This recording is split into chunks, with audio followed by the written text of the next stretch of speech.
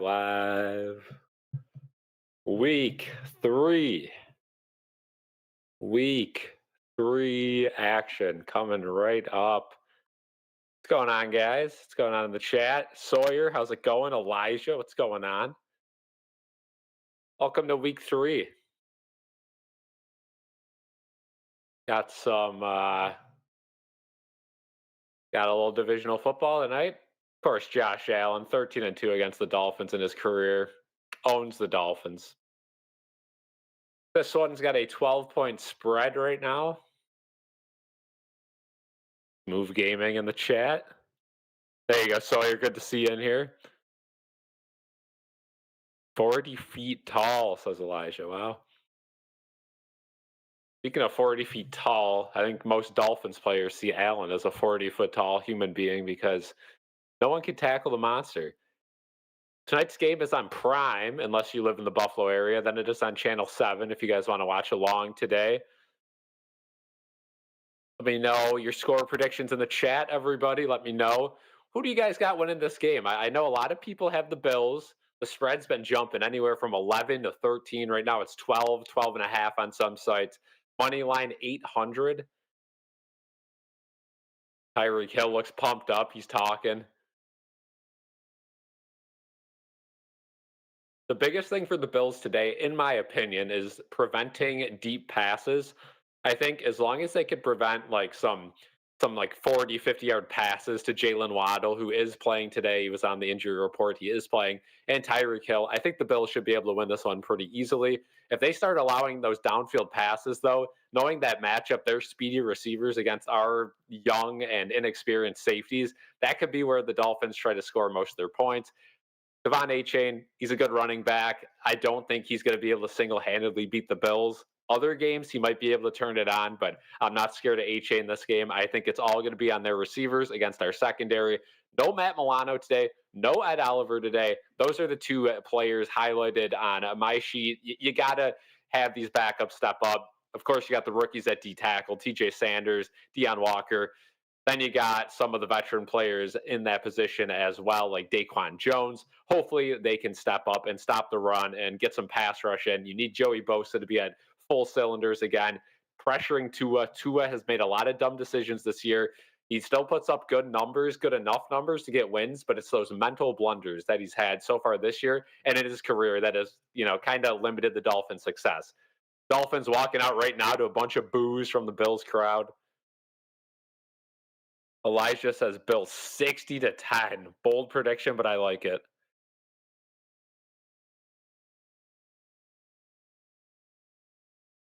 So yeah, Dolphins coming out now. Whole lot of boos from the crowd, as you would expect. And thank you guys for joining here. Before kickoff, if you guys could just leave a quick like on the stream, it helps us out. It helps our stream reach out to others so you guys can interact with more people throughout the stream. Last stream was very successful. We had around 80 to 100 people in here by the end of it. So thank you guys for the continued support. And if you guys are new, be sure to stick around and hit subscribe. We'll be live every Bills game, every Sabres game this year. Sawyer says 31-19 Bills. I like that prediction as well. A big win, but keeping it somewhat humble. Now the Bills are lining up in the tunnel. They're ready to get going.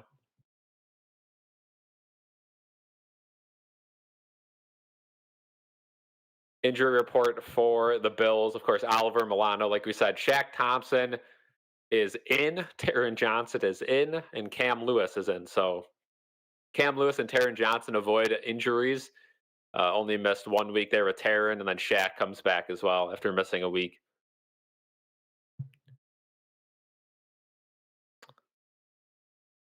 Feels like the Bills are just going to give up some random safety in garbage time. Yeah, there's a chance. I like that score prediction, though, going a little off the grain, but still a big win.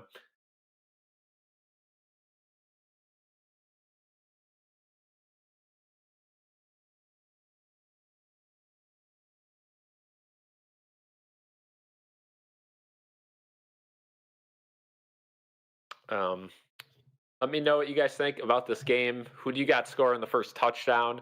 For me, I'm going to say James Cook. I think that's going to be my recurring theme. I think that's just a freebie every week. I think James Cook gets at least a touchdown. in each game for the Bills. Of course, there's going to be a couple games he doesn't, but I think if you had to bet on a guy to get a touchdown, I'm always going James Cook. James Cook seems to be the guy they trust the most once they get down to the red zone and especially near that goal line. I got the old school jersey on tonight as well. Figured we'd alternate a little bit until we lose a game, then we'll switch it up.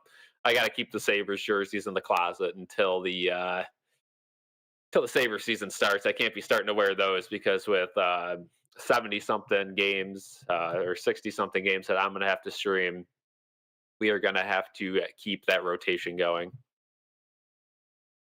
Elijah says Josh Allen will get the first touchdown. Not a bad pick whatsoever.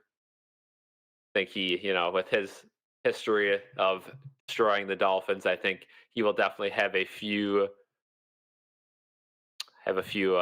rushing attempts in the red zone. They're showing Josh Allen's broken nose. He said he can breathe. So, I mean, that's the most important thing, right? It seems he avoided disaster. He will be wearing a visor for the first time in his NFL career. He did wear one in Wyoming. So he said he's used to it, but he's also, it's kind of a little bit, it's going to take some getting used to, I guess you could say, for Josh Allen. And we know that in the NFL, you have to wear a clear visor.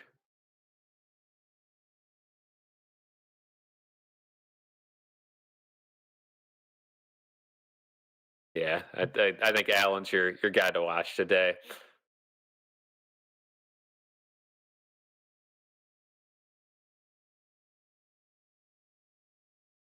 I got the Bills winning this game. I think they win it big. I think it's close for the first half, though. I do think it takes a little bit to get going. It is a home game. The weather here in Buffalo is about as good as you could get for this time of year. 70s, probably drops down to the 60s overnight. Not a whole lot of wind whatsoever. I don't know, that could change. I know there are some storms over the lake that they said are going to kind of dissipate as they enter Orchard Park. So I don't think there's going to be any rain, but it might bring some wind. And here come the Bills out of the tunnel, crowd going nuts. The stadium just continues to get better and better every year. So it is a shame that it is no more after this season. But looking across the street, I think we're all happy with what is to come. So Al Michaels and Kirk on the call. Iconic Al Michaels. Kirk getting into some NFL action the last couple of years, known for his college work. No Tony Romo, but we'll take it for tonight.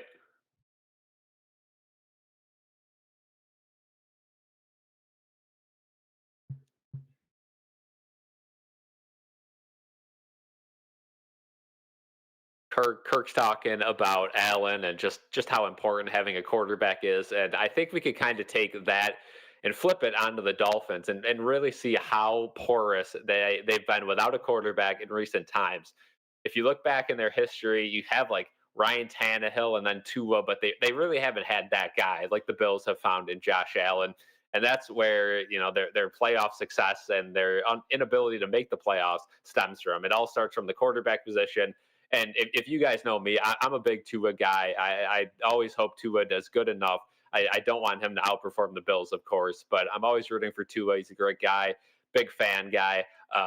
He's had a ton of these head injuries. I worry for his safety. So hopefully Tua can get through the season unscathed and healthy. That's the biggest thing for him. Yeah, where is Peter? If you guys don't know who Peter is, it's like Kirk's dog.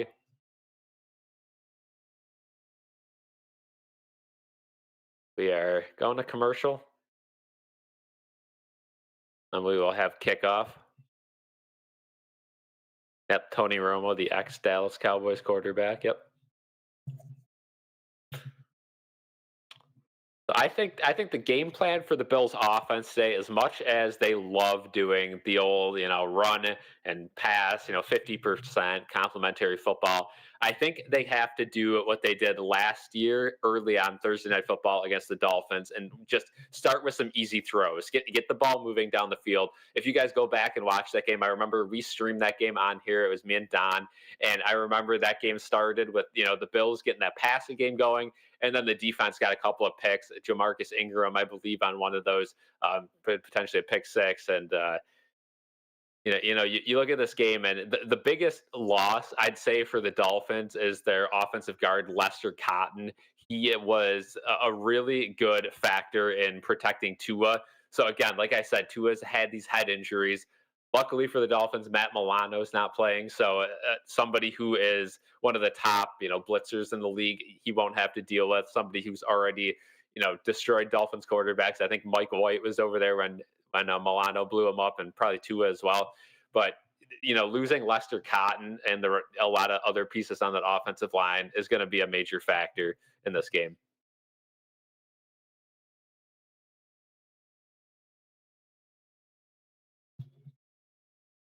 So we gotta look out for that. I think pass rush is the biggest thing on defense. Not letting those receivers get downfield, right? The easiest way to stop the deep ball is to get to the quarterback before he can throw the deep ball, not giving him time to find those open guys. Because I don't care how much pass coverage you have. If you give Tua all day, eventually one of Tyreek Hill and Jalen Waddle is going to be open somewhere down the field.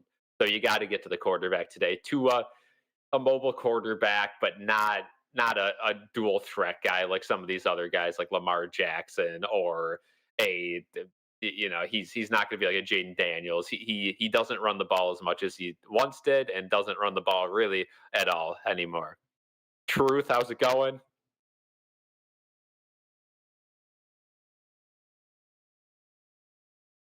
But yeah, I think this Bills team, they got to start throwing the ball a little bit more. I know they're putting up good points, and I think they're saving a lot of these pass play calls for big time games. But you look over on the West Coast at the Chargers, and they're running an offense that I'd like to see the Bills run. A whole lot of play action, and eventually you do a couple of handoffs and it works out. But they are a pass first team on first and second down, and they just look unstoppable. Could you imagine Josh Allen in that system? It would be electric.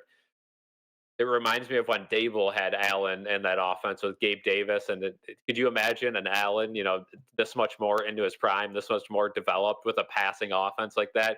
It would be something to see, and I think the Bills have to start game planning for that towards the end of the season and when the playoffs come around, if slash when. I know we're all expecting them to make the playoffs, but it's not a for sure thing. I think you got to start, getting some more pass plays down. And James Cook, again, a top running back in the league. I get giving it to him, but some of these second and ones where they hand it off to Ray Davis and he gets, negative 1 yard, and it's just a wasted play. And I get it late in the game if you want to run the clock, but some of those plays have to get interchanged for some pass plays. Second and one, you got to test out your quarterback's arm.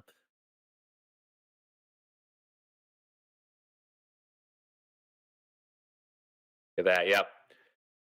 So Sawyer mentioning it in the chat. If you guys see those emotes in the chat, you can become a channel member. It isn't too expensive, and you get access to those emotes and early access to videos and podcasts. You can also gift memberships as well, as Sawyer did, and it ended up going to Truth. So shout out you guys in the chat. Thank you guys for joining and the continued support as always.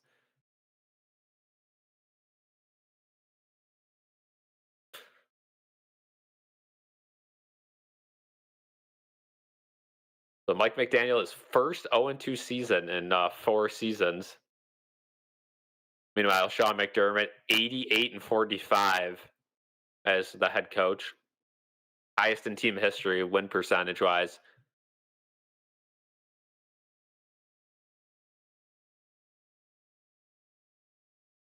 So we're getting ready to go. Allen has his hat on, sitting down.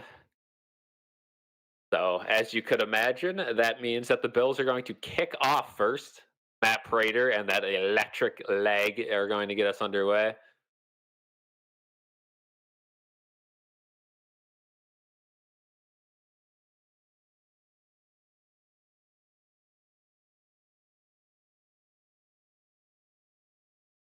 Win a meet and greet with Hauser, and we are underway.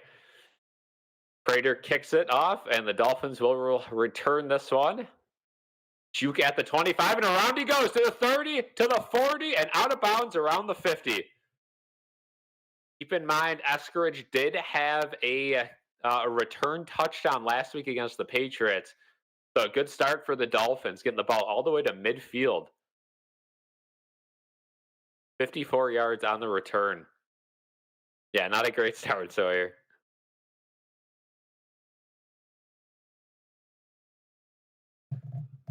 So immediately this puts you in a tough spot as a defense. You can't really afford to give up a first down, so you're going to have to play a little more aggressive. They're at the 46-yard line. Tua gets the ball. He's going to roll out. He's got a wide open receiver, and Taron Johnson tackles him. About a gain of 5 out of bounds. Washington on the reception. Yeah, boo the Dolphins in the chat. Thank you guys for joining the stream. Again, if you guys are new, leave a like. Helps us out a bunch.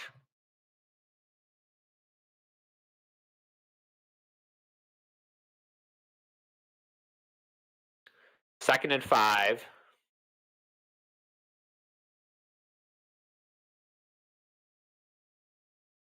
Tua, HA next to him. Now he motions to the other side.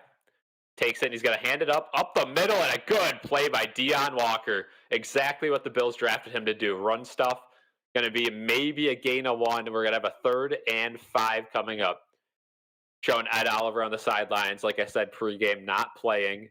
Matt Milano as well on the sidelines, not playing today due to an injury, but not placed on the IR. So I don't think he's going to miss too much more than this week. It being a short week as well, certainly ruled out Milano. If it was a longer week, there's a chance he could have played. So 3rd and 4. Again, Dolphins could do anything here. They're kind of in no man's land. They could even run the ball if they want. They're not going to, though. Tua looks for the short throw, throws it up, and it is caught by Tyreek Hill right at the first down mark. They're going to give it to him. First down, Dolphins. Christian Benford on the coverage. So Christian Benford, and I would consider him to be a top 10 cornerback in the league. Tua, it looked like he bobbled the ball a little bit. Let's see. I don't think he got that in. I would challenge that if I was the Bills.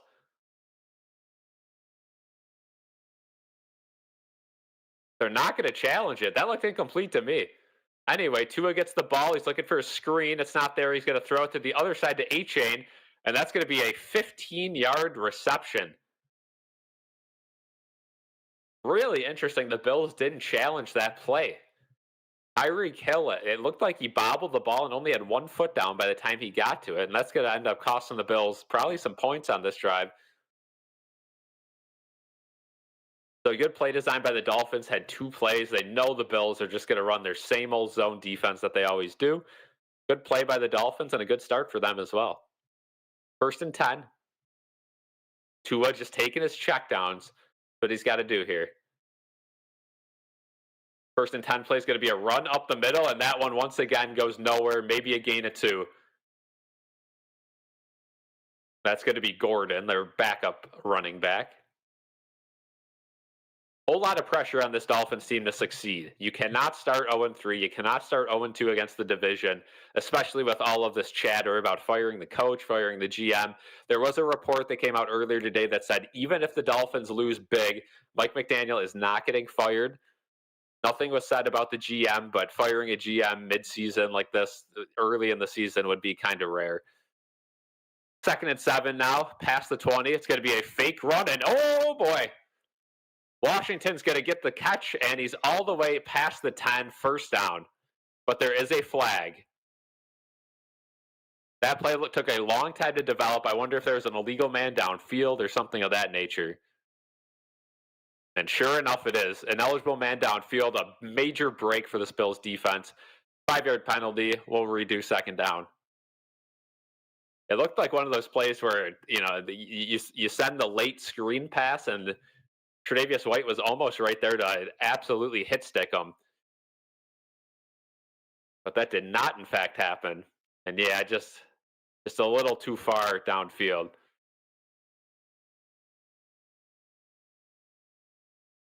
Second and 12 now, so that backs them up quite a bit. It's a big penalty. Dolphins handoff up the middle. A-Chain bounces out. He's got some space, and he's down 1 yard short of the first down. So third and short coming up for the Dolphins. Good job by A-Chain to bounce that up. He didn't have anything right around the edge, but he bounced it outside, and the Bills were getting blocked downfield. Nobody held the edge. Third and 1. See if the Bills try to bring pressure here. If you're the Dolphins, you only got 1 yard to pick up. Probably not doing anything too crazy here. Tua just hands it up the middle, and it's bounced for a couple extra yards after the first down. So first down, Dolphins.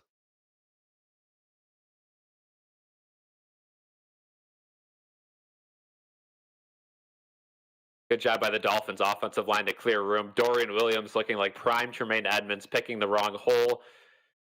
And those two things combined set up the Cole Bishop tackle about 6 yards downfield. So first and goal from the 4.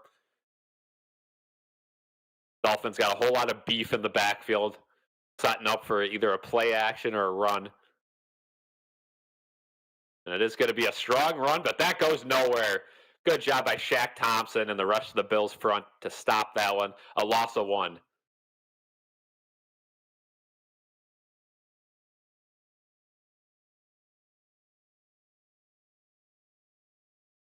So there's a big play by the defense, holding a little bit of that momentum.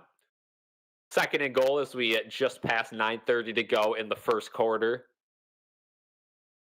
Thursday night football, both teams, of course, coming off short weeks of rest. At least it's early on in the season. The bodies aren't hurting too bad, I guess. It's going to be a throw. Tua looking for a screen. Now he's looking downfield. He's going to take his check down, and Washington is going to truck over Taylor Rapp, but tackled at the 2. Terrell Bernard was able to make the tackle.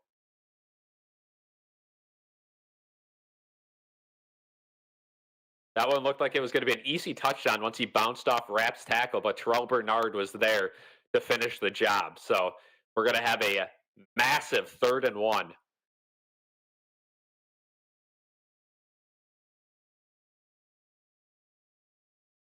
Third and goal from the 1, 10th play of the drive.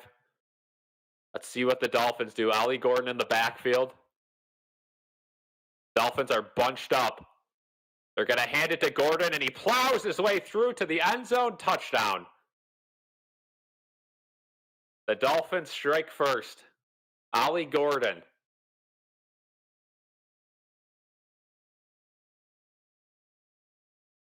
Yeah, the defense doesn't look good, but keep in mind that drive started from the Bills side of the field. There's not much you can do. When you allow a kickoff of that magnitude, a defense, first drive of the game, it's going to be tough.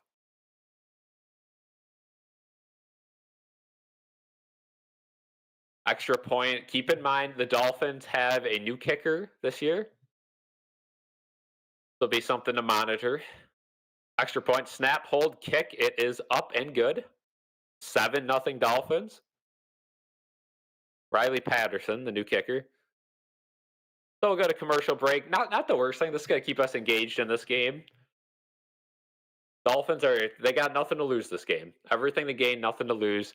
No one thinks they have a chance. Don, how's it going?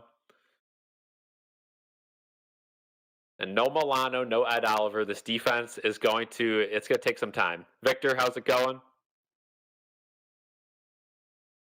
Yep, desperate team is a dangerous team, exactly. Babbage continues to look confused. Yeah, and again, you got to wonder how much of this defense is Sean McDermott just running his zone coverage, and how much does Bobby Babbage actually have control over this defense? Truth says trap game. It is a trap game, but at the same time, you could say that about the next 5 Bills games. So it's almost a blessing, or like a blessing that is a curse, playing all these easy, quote unquote, easy games. Nothing's an easy game in the NFL because there's nothing to keep you in check. Best case scenario, you come out of this easy stretch and yeah, you're still undefeated, but you should be. And now you got to play the Chiefs. Elijah has confidence in the Bills, says they'll be right back. I agree. I think they marched around the field. The best matchup for this Bills team is their offense against the Dolphins defense. Dolphins have a lot of injuries as well. Training camp was vicious to the Dolphins secondary, took out a lot of their starters. Some of them came back, but a majority of them still out. So keep an eye out for the Bills offense on the Dolphins defense this entire game. I think that's going to be the strong suit. And you just can't allow that big of a kick return to start the game. They were a first down away from scoring points, and again, I don't know why they didn't challenge that Tyreek Hill catch. I'm half paying attention because I'm talking to you guys and I'm watching it, but I saw two angles where it looked like he bobbled it and only had 1 foot down. Let me know in the chat if I'm wrong. Maybe I'm missing something. But was there any reason why they wouldn't have challenged that? Because it certainly looked like Tyreek Hill had a 1 foot down after he regained possession. We're taking a little bit of a tour of the new stadium by drone, and that new stadium certainly looks fabulous. Again, I'm not a fan of the amount of seats it has. That's my only complaint. The exterior looks a little ugly too. Looks like a MetLife 2.0, but it'll be nicer once it's finished. So I'm not going to get all worked up about it. It's going to be great. It's going to be so much better than the one they got now. The concourse is going to be awesome. Everything around it's going to be awesome. And once they tear this one down and add on, they have a chance. So the kick goes in the end zone. The Bills could have needed if they wanted to and had good starting field position, but instead, Codrington's going to take it out and he will get hip tackled at the 30-yard line. So not a good decision to take that one out. But here comes Allen with the visor. Again, thank you guys for joining for this Bills drive. Be sure to drop a like on the stream and subscribe. We're up to 9 likes already, so that's good. Looks like there's a flag.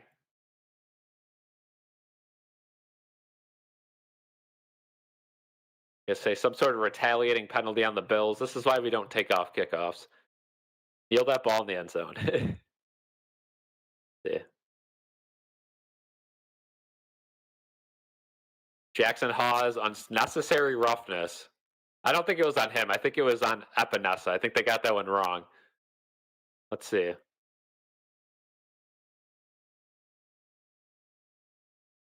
That's a very weak penalty, and I think they should correct that and put it on Epinesa. I don't see how Hawes did anything wrong there. Epinesa, a little bit of a shove after the play. So the Bills will start off at the 15. Great. Absolutely great. Bills in the all blue today. Dolphins in the all white. Allen, he's going to throw on first down. Throws it deep, and almost a one-handed catch from Coleman. It's dropped. And there is a flag, though. So pass interference would get them all the way back up to where they would have started.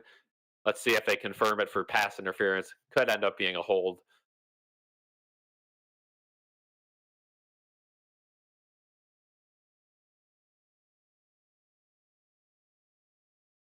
And it is pass interference on the defense. So the Bills will get a huge bump up.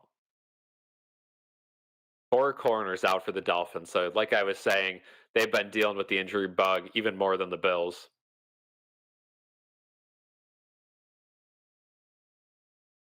Rasul Douglas out there starting. We saw how washed he was last year.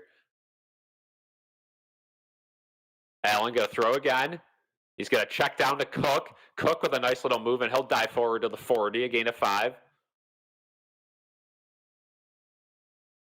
Good start by James Cook. Had a big rushing game in week 2. Had a nice reception in game 1. So combine those, he's been on fire this year. Last week against the Jets, 132 total yards and 2 touchdowns. You'll take that every week from your running back. 2nd and 5 from the 40.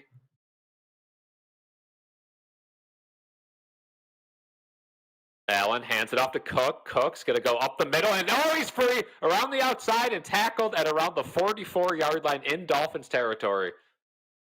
A good bounce out by Cook, getting shifty on the Dolphins defense. First down, Bills. Victor's feeling confident now. This is good to see, though. The Bills marching with ease.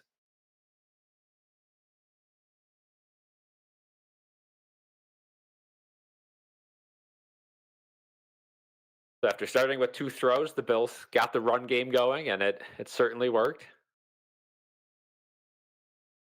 Single back formation on 1st and 10. Cook in the backfield. Going to be a handoff to him. He's got the middle wide open, and there he goes, another 10-yard gain. That'll move the chains. Give the ball to Cook. Let's go. Seems like that's the plan right now. Good play by Cook.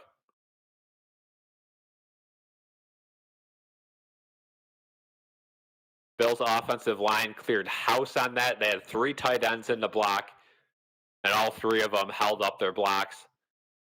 Rasul Douglas was the one who ended up making the tackle downfield. So I like the 33-yard line. They're going to give it to Cook again. He bounces it outside. This time he's not going to get as much. About a gain of 3. 2nd and 7 upcoming.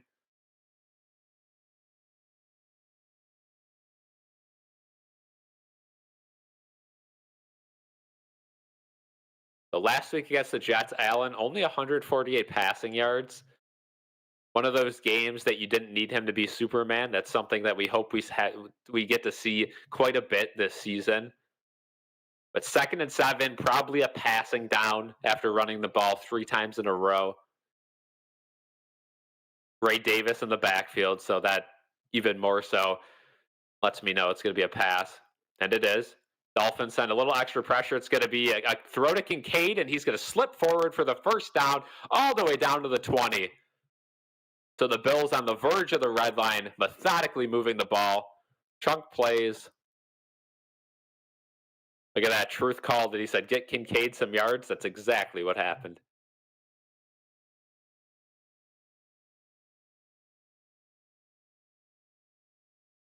The Bills' red zone offense has been one of their weaknesses the last couple of years. They tend to get a little bit trapped. It turns into like a Josh Allen or nothing in the red zone. Gilliam is in with Ty Johnson now in the backfield, so a completely different look.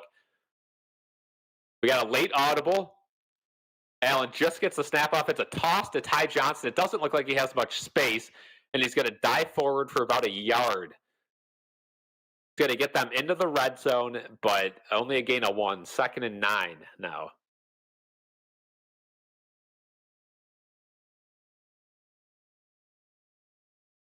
Let me know right now in the chat who's going to get this touchdown for the Bills, or is it going to be a field goal? Let me know. Predictions for this drive. Let's see if anyone gets it right. Ball right at the 20. 2nd and 9. Think you got to take a shot here. I'd go deep. Try to draw PI at the very least. Allen 5 wide. Clear throw, or it's a QB run. It's going to be a throw. Looking for Shakir on the screen. He's going to go deep. He's got a wide open Kincaid. He jukes a guy, and he's into the end zone for the touchdown. Dalton Kincaid somehow manages to stay on his feet, and just like that, the Bills march right back down the field. They're going to end up tying this game.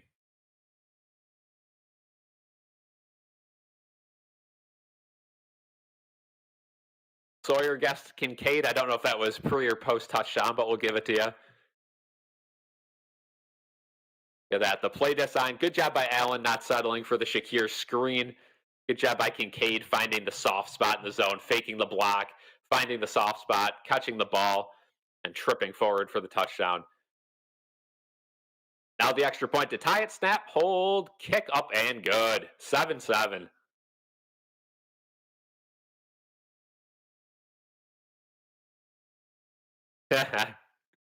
Yeah, the score for a brief moment was 6-7. Not anymore, though. 7-7.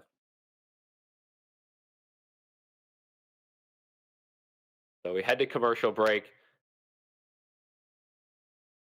That was good to see. The run game was there. The pass game was there. Allen was able to find the zones. There was no risky plays whatsoever. Everything was under control. That's good to see. Now you gotta hold them to a smaller kickoff return here and give your defense a chance. Again, you're without 2 of your top 5 players on defense tonight. Unfortunately, it seems like we say that every Bills game for the last couple of years.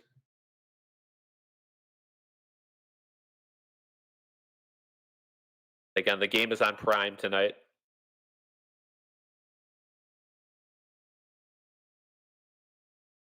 Yeah, nice to see Kincaid producing.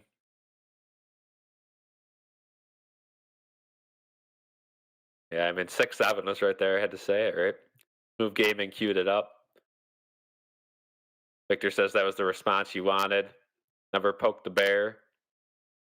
Yeah, absolutely needed to march down the field and just kind of settle this game down.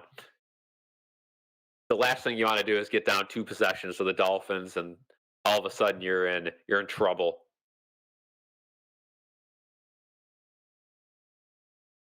So the Dolphins, like I said in the pregame, they have the receivers to really put you away. But if you could get up a couple scores and play that pass defense every drive, you can shut them down and really make them rely on small little plays. And if Tua continues to play like he has the last year into this year, he's not going to be able to beat you single handedly. So if the Bills can get up by a couple scores, this one's over.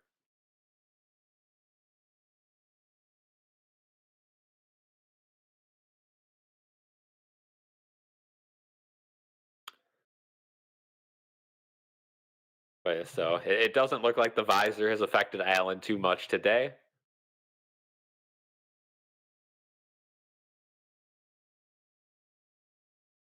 We come back from commercial. They're showing off Elm Street Bakery. Right next door, the old caboose. Everybody likes the caboose. Elm Street Bakery. I've never been there. I know people that have. I got to stream any Knicks games. I think occasionally it's just with every Sabres game we're gonna be busy. It's gonna be tough. Kickoff fielded by the Dolphins. Return past the 30 and tackled by Epinesa at the 33. So better job. And there's a flag on this play as well. If that gets sent back, that's going to be a good return.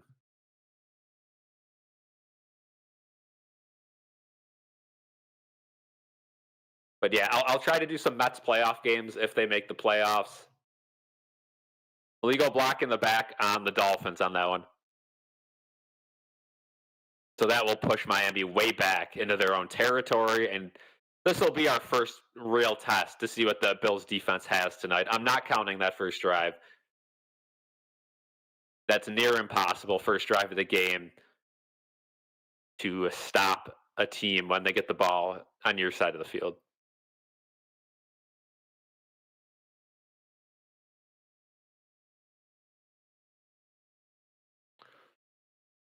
So that backs them up to the 15. That's where the Bills started their drive. Tua A-chain behind him. Takes the snap. Bills send an extra guy in Dorian Williams, and it's going to be a drop by Washington. They tried to get him out on a flat. That would have been an easy 10-yard completion, but Tua overthrew him with the pressure coming. Bounced off his one hand that he got on it. 2nd and 10.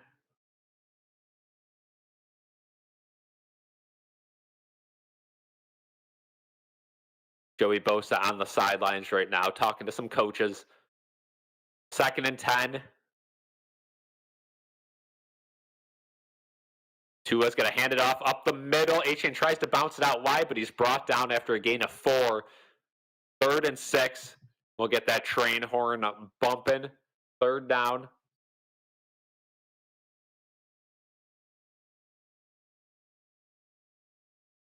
Yep, Elijah said it. Dalton Kincaid out of Utah. A pick that a lot of people were not too happy about when the Bills drafted him. Just because the Bills already had a tight end in Dawson Knox, but Kincaid seems to be panning out so far. Still a lot to prove. 3rd and 5. Bills showing blitz. They back off. Tua drops the snap. And now he tries to scramble for it, and he's brought down after a gain of 2. So the Bills defense get pretty lucky there. Didn't even have to guard anything. Tua frustrated running off the field, and the Dolphins will have to punt for the first time. A much better defensive stand than they did on that first go-around.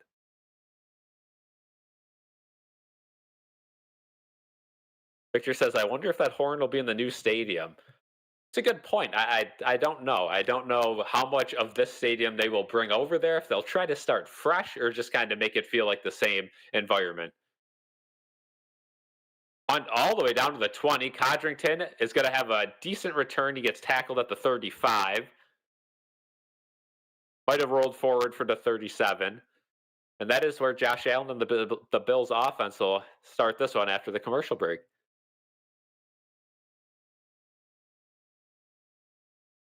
Are you guys excited about this new stadium? I know ticket prices will be much more expensive in the new stadium based on the number of seats alone. Of course, if you cut your seats by more than 10,000, there's going to be a little bit more demand for a seat. Crowd noise at the new stadium is going to be exciting. Yeah, I think that's the biggest thing for me.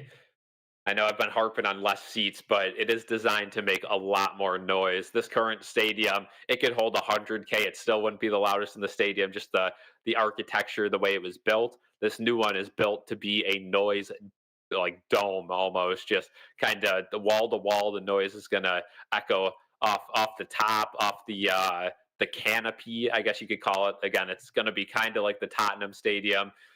You could kind of compare it to Hard Rock in Miami as well, with the cover of the fans in in some regards. So it's going to be bouncing off that, bouncing through the concourse. It's going to be loud. So right now, my plan is to go to that preseason game, the first or one of the two. Again, the Bills will have two home preseason games next year, so one of those two I want to go to. Ticket prices are probably going to be through the roof, even though it's a preseason game, just because everyone's going to want to see that new stadium. But I'll try to go there. I'll try to vlog it for you guys, and for those of you who cannot make it to the new stadium right away, I'll try to get a vlog out and kind of take you guys around and use the game to tour the new stadium because I don't think I'll be buying regular season tickets next year. But that being said, you never know. All thanks to Big Bucks Terry. Yep, shout out Terry in the chat.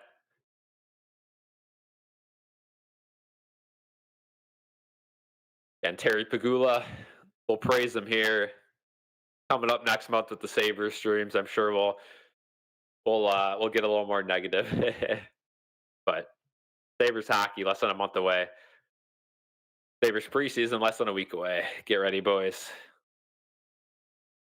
Our joy and happiness is soon to be evaporated. But I don't know. Maybe not. Maybe the Sabres surprise us. Come back from commercial break. They're showing a nice roundabout of the stadium, and this crowd is huge. I would imagine another sellout. A whole lot of sellouts this year. So 1st and 10, Gilliam and Cook in the backfield. Pause in motion. You know it's going to be a run, and Cook finds a seam, and he dives forward for a gain of 9. James Cook having a big game to start. Best owner in hockey, yeah. Some people are saying it. Best sports owner, Terry Pagula. Good play by Cook. 2nd and 1 as Cook runs off to the sidelines. Now, it's a big test. I've been complaining about this all season. 2nd and 1, they just run it up the middle. They don't get the first down. Let's see if they try to take a shot here. Ty Johnson in the backfield. Elijah Moore in motion. It's going to be an end around to Elijah Moore. He's got the first down and Moore. He's all the way to the 50 to the 45, and he's tackled out of bounds at the 43. So there you go. A little bit of something different instead of that run up the middle. Easy first down for Elijah Moore. Cook on fire so far? Sure is. And I'd be remiss to not mention the blocking so far. This game has looked really good. The offensive line, we got to be thankful for this offensive line. Brandon Beane and the Bills have put together a really, really fundamental offensive line. 1st and 10 on the other side of the field. It's going to be play action. Allen looking towards the middle of the field. It's caught. That's Dalton Kincaid. It's going to be a 12-yard reception. Kincaid having a game. Him and Cook. Finding the soft spot in the zone again. And this is something that the Bills offense deals with every single day in practice, dealing with the zone defense of the Bills. So they know how to work around a zone defense. Kincaid already 41 yards and a touchdown. If you got him in fantasy, you got to be pleased. Near the 30, 1st and 10, Palmer in motion. It's going to be a toss to Ty Johnson. He brings it down. He's going to have a little bit of space. And around 4 yards on the gain. If the Bills want to, they could let this tick down to the end of the first quarter. Anthony Weaver, the Dolphins defensive coordinator, looks perplexed on the sidelines. How is he going to stop Josh Allen? That's been the question running through his mind, not only since the beginning of the week, but since the beginning of the season. The Bills running hurry up, and they're not going to get the snap off. So we'll have a 2nd and 6 when we return.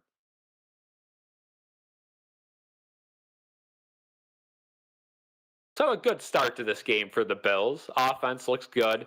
About to probably take a lead, barring a turnover. This is the best O-line we've had since the one from the Super Bowl years. I can't disagree with that.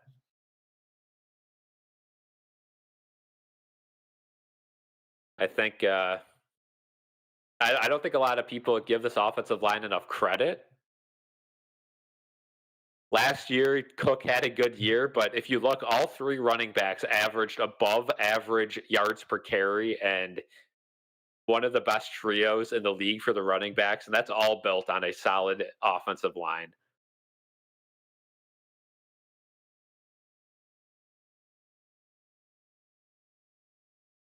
And now with the 3 tight ends, Knox and Hawes, more so blocking tight ends at this point, and Kincaid able to block, able to be used in the reception game as well. They have a really good offense for splitting reps. I'll continue to say, though, the pass will open up the run. So I still think they should pass the ball a little bit more than they do, especially against teams that are going to keep answering back on offense. The Dolphins, they don't seem to be one of those teams just yet this season, but you never know.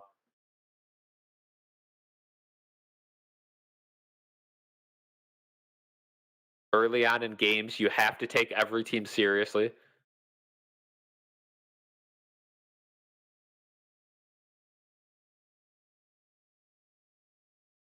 So they have a University of Wyoming ad, and I've seen these a lot during Bills games. Of course, there's a major connection between Wyoming and the Bills with Josh Allen.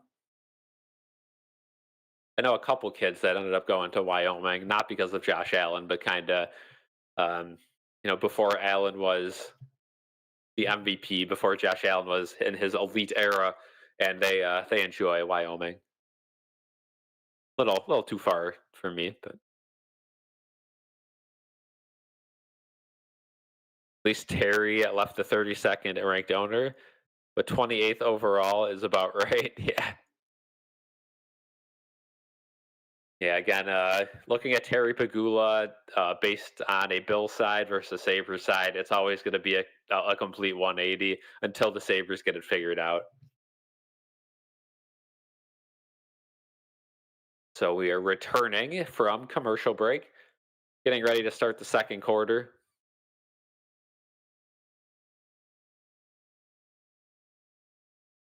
2nd and 6. Allen and Cook in the backfield. It's going to be a handoff to Cook. He's going to take it up the C gap, and he's getting pushed for a gain of 4. We'll have a 3rd and 2 upcoming. It looked like he was going to be stuffed for about 1 or 2, but that line stepped up and pushed him an extra 2 yards.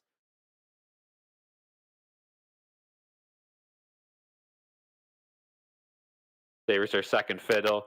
Yeah, we'll get into the Sabres. We're less than a month away, and I'm going to lose my voice calling these Sabres games every night, but I'm going to try to do it.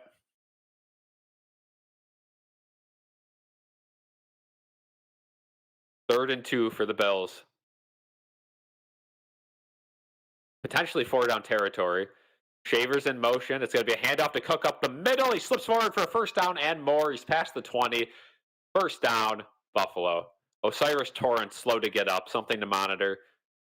I think he's good, though.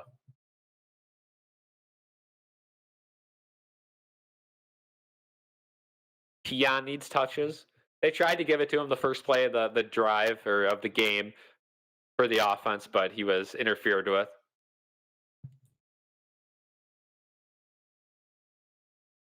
I think they're fine for now. They'll target Keon, I'm sure, coming up. Maybe on this play. 1st and 10 inside the red zone. Cook switches sides to the top side. Allen just gets the snap off. The line holds up for him. Good. Allen going to the end zone. It is dropped. Dalton Kincaid had a wide open over the shoulder touchdown, unable to come up with it. So after starting off with a red hot game, Dalton Kincaid drops his 2nd touchdown of the day. Ooh, that's a tough one. We'll take a look at the replay here. Let's see. Maybe there's some interference.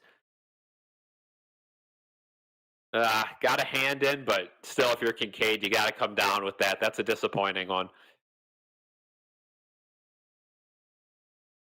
2nd and 10 now. What a throw by Allen to get that over the shoulder, right on the money. Allen has all day again. He slips it to Shakir. Shakir does what he does best, slips from a tackle, and now he will be brought down a yard short of the 1st down. Tackled by Terrell Dotson, one of our guys, one of my favorite Bills players of the recent years. Shout out T-Dot. 42 NFL players have come from Wyoming. A good amount. 3rd and 2. The last 3rd and short, they handed it to Cook, and he got it. Let's see if they try that again. They're bringing in a whole lot of tight ends. You got Shavers down low. Now he's in motion. So it looks like a for sure run. No, and it's going to be a quick RPO, and Coleman comes up with it on the slant. Down at the 5. 1st down. That's the old school Madden play. The little RPO slant, wide open. And that's exactly Keon Coleman's role. Get those 50-50 balls. Get those balls that you know you're going to get hit the second it touches your hands. He comes down with it. Great to see.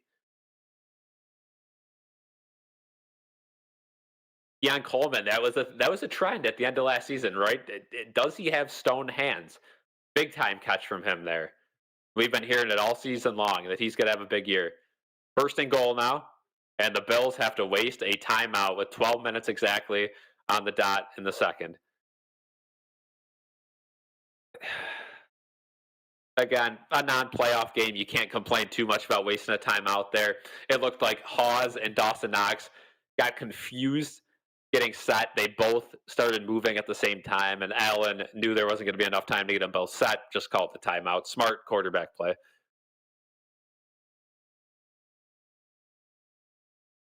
Sawyer said, what happened the last 8 minutes? Bills methodical drive down the field. They're at the 5 now.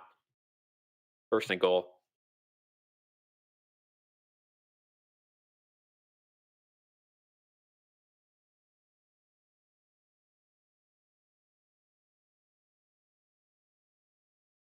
First and goal with 12 minutes to go in the 2nd. See if the Bills try to throw maybe a hook or something, or a toss to Cook. Alec Anderson in motion.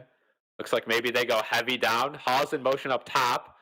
And he slips in the backfield. He manages to get his way back up. Allen roll out looking end zone. He's going to flip it to Hawes, and he gets his 1st NFL touchdown. Jackson Hawes. How about it? A nice little flick pass, almost like the little Mahomie. And Josh Allen does it all. There's no way to stop him. And Jackson Hawes gets his 1st touchdown in the National Football League. We look at this replay, and Hawes was in motion a couple of times, slipped, almost fell on his butt in the backfield, was able to get up, block and release. Allen just waited it out, flipped it to him, and he was wide open in between 2 defenders. Rasul Douglas and T-Dot, 2 former Bills covering him. Extra point, snap, hold, kick, up, and good. Prater stays perfect as a Bill, and the Bills go up 14-7, just like that. So everyone can calm down a little bit after that slippery start. What a play. No look shovel.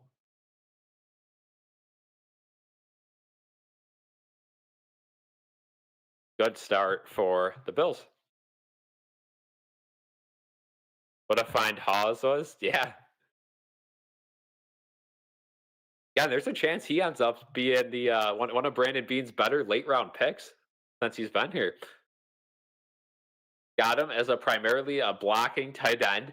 Did not look good in preseason. Had an okay camp, but had that big catch in week one.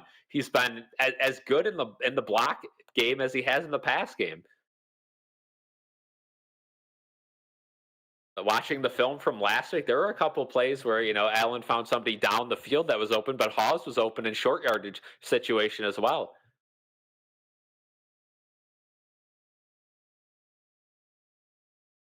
So as much as I like Dawson Knox, if Jackson Hawes can block better than him and be as effective or more in the pass game, you have an option to kind of bump Knox down to your third string guy. I'm not saying they should do that. I'm not saying they're at that level, but having three guys at the tight end position is such a difference for the Bills. After last year where Kincaid was dealing with injury, Quentin Morris was okay, but you knew what you were getting with him. And then Knox still 50-50 whether he's going to catch the ball or not. Having a guy like Jackson Hawes could end up being a savior. Being the builder is brilliant. MVP Josh picking up where he left off. Prater rocked.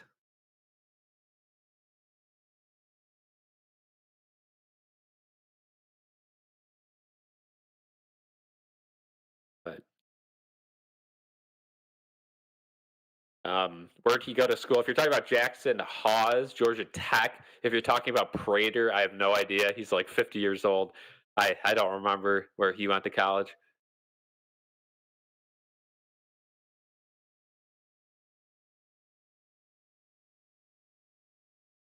You bring up DeMar. I want to ask the chat this. As weak as the safeties have been, number one, do we see DeMar starting a game this year? And number two, do we see Jordan Poyer playing a game for the Bills this year?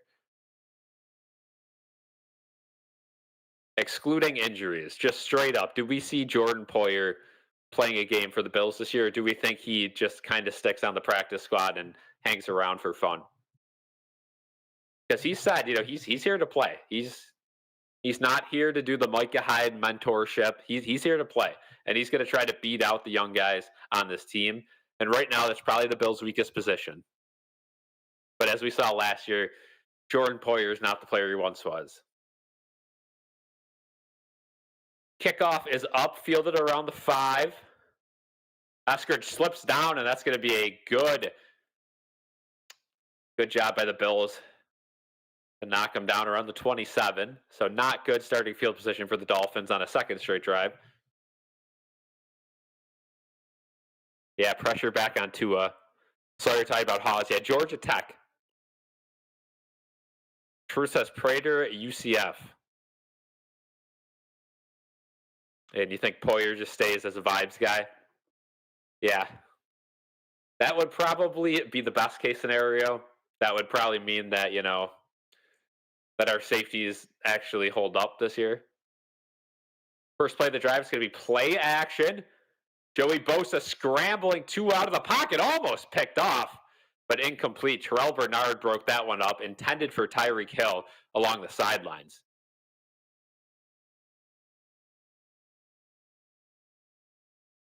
So Thursday night game, we get the stream out of the way, and Sunday we can all just kind of watch Red Zone. Yeah, if you guys are new here, be sure to subscribe and leave a like. Helps us out a ton. We'll have preview videos, picks videos up next week. The podcast will be up Friday or Saturday, and then we will be live next week for the Bills game as well. Prater, very old. Yeah. 2nd and 10. It's going to be a screen play.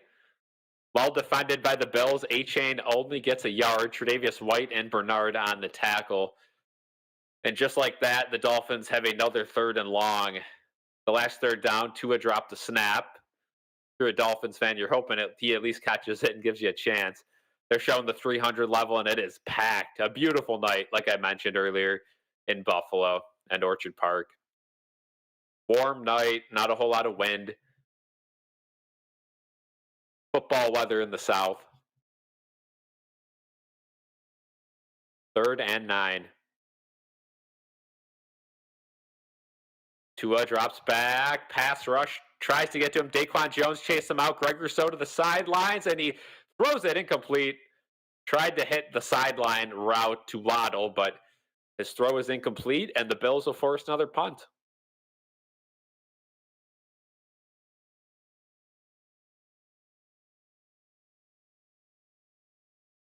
Tua bounce around in the pocket, and yeah, nobody's open for him.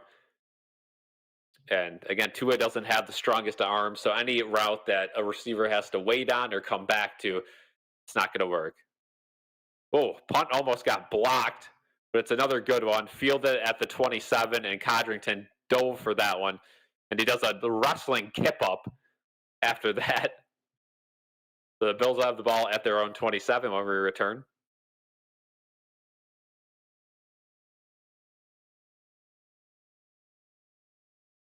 Now we have Maxine Dupree giving us the DraftKings update.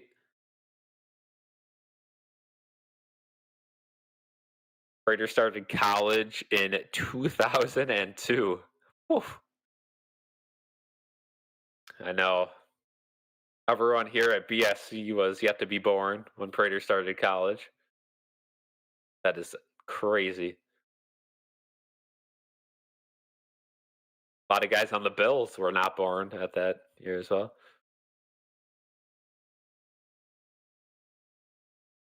Josh was 6 years old when Prater started college. Yeah. There you go. So yeah, certainly an older guy, but still has the legs, still has the accuracy, and I don't think he's going to be too nervous. He's been in the spotlight. He's done about everything he could do in the league. That's when UB was making their run to Division One. Yeah, long time ago. Sawyer, I'm thinking I might go to the UB game Saturday. I know I've never been to a college football game. That's literally the only sport I haven't been to. I've been to AHL, NHL, NBA, NFL, college basketball. Never been to college football.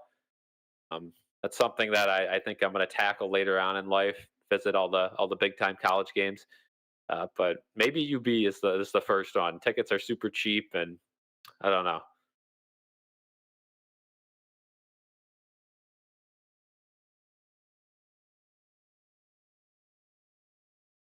So if I do that, I'll try to vlog it, but I don't know. Again, I'm 50-50 on it. Most likely I'll wake up and decide not to go, but you never know. Have to look at the weather. But if I do go, I'll try to vlog it. At least for members only. It might be something short, but again, if you guys are members, you guys can get a bunch of our vlogs that do not see the air. Probably not gonna be people there, but still football. Yeah. Wonder what Miami does all week in practice to look this bad. I think they just got a lot of pressure on them, and they got to simplify things. They started the game good, nice and simple. They had good field position, but since then they haven't looked good. Goal of this drive for Miami is to at least hold the Bills to a field goal. Try to maybe get a turnover. Allen drops back. He's going to throw it on 1st and 10. Throws it to his out wide guy. That is Shakir. Shakir does a little shimmy, and he gets popped out of bounds by Jones. Shakir pops right back up, though. Probably a gain of 6.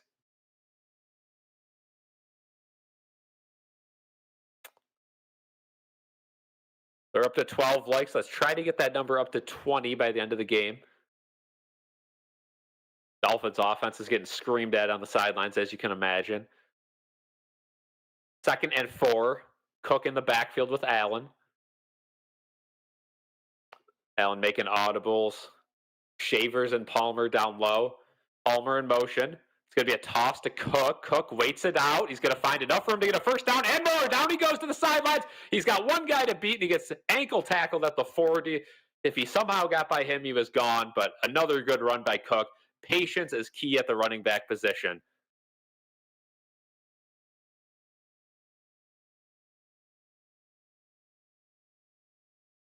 Wow. Great blocking. Hawes, Dawkins downfield. Davis was able to track him down. If that wasn't the case, Cook was gone.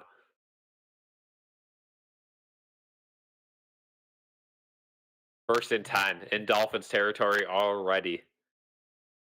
Going to be a fake to Davis. He's going to throw it. He's looking deep. There's no one open. And now Allen just shovels a pass. It gets tipped up, incomplete. A good play by Dotson covering it. Ray Davis. He tried another little shovel pass.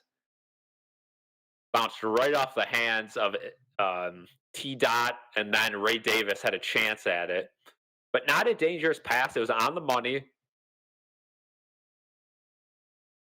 And yeah, swatted away. Ray Davis had no chance at it. As a running back, you're not going to jump up for a 50-50 shovel. But at least, you could have probably drew PI there. 2nd and 10 now. Heads up play by Allen. Empty backfield. Says we're good. Let's see. It's going to be a screen play to Coleman. He's got plenty of room. That's going to be a gain of 8. Good tackle by the Dolphins. That could have been an easy first down. They managed to adjust, but Coleman had an easy 6 yards of cushion when he caught that ball. So 3rd and short upcoming for this Bills offense. And here's our complimentary football. 10 rushes, 11 passes. That's what we've been seeing from Joe Brady and the offense. 3rd and 2. In no man's land, maybe 4-down territory, depending on what happens this play. Shavers in motion. It's going to be a fake, and they're going to get it to Shavers. He catches it. He's around the corner and out of bounds at the 17. I think that's Shavers' first completion of the season. And he is amped up.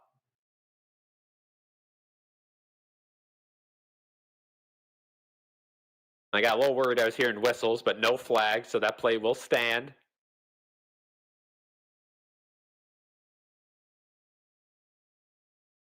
Shavers was wide open there. Good to see him get involved, making the team.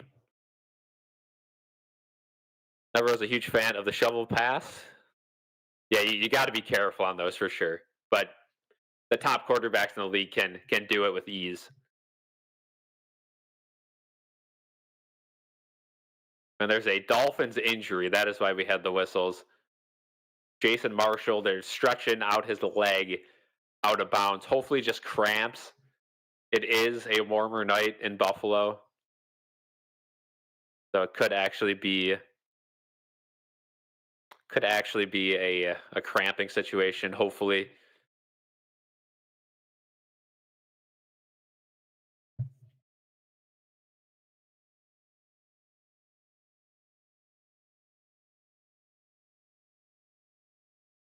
See where we're at on subs. Again, if you guys are new, be sure to subscribe. We're already up a couple again tonight. We're at 3,154. That's up like 40 from last game day at the end. So not bad.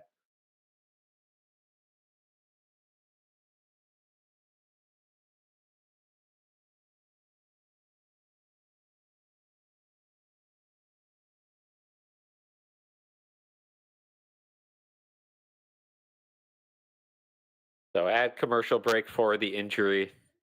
Hoping it's cramps. I'm just going to kind of look at any updates here, see if anyone's saying anything.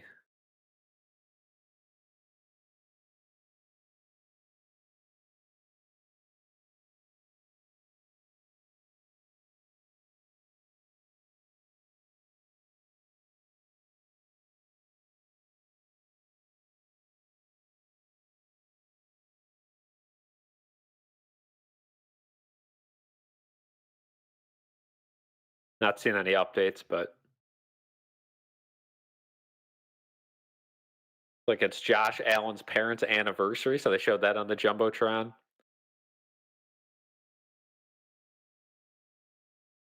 Speaking of anniversaries, it looked like there was a wedding at Highmark Stadium, or a pre-wedding, I think they said, like a year from now they're getting married or something, but they wanted to have a little ceremony at the Bill Stadium. Kincaid has 13 fantasy points already. He'd have a whole lot more if he caught that second touchdown. But yeah, big night if you got Kincaid. No, Sawyer, thanks for that.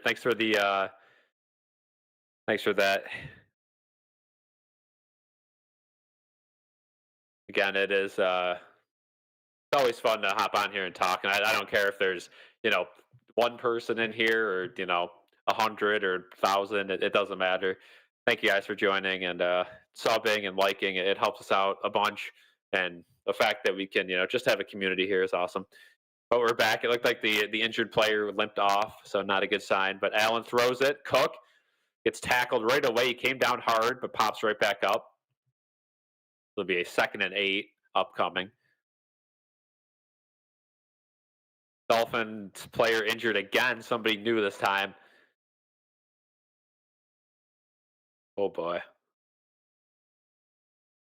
Another cornerback sitting up.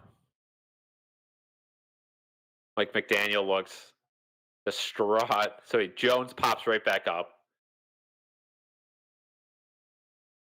Take a look at what happened. Oh, he got clipped by Dawson Knox. A little pick play. Or Kincaid, actually. That is something we see very often in the NFL now. These little pick plays the tight ends are doing. We saw it with Travis Kelce that took out his own guy early on in the year.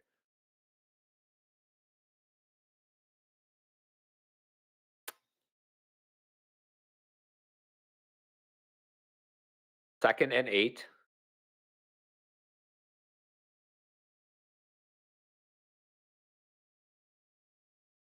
And Cook. Oh, he bounces off a tackle and somehow manages to get back to the line of scrimmage. That could have been a big loss. 3rd and 8 now.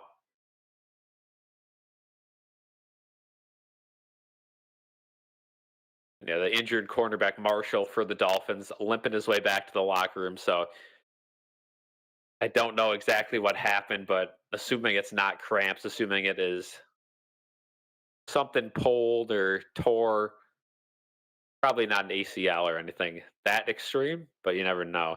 3rd and 8 in the red zone at the 14. Allen looks, he's going to throw.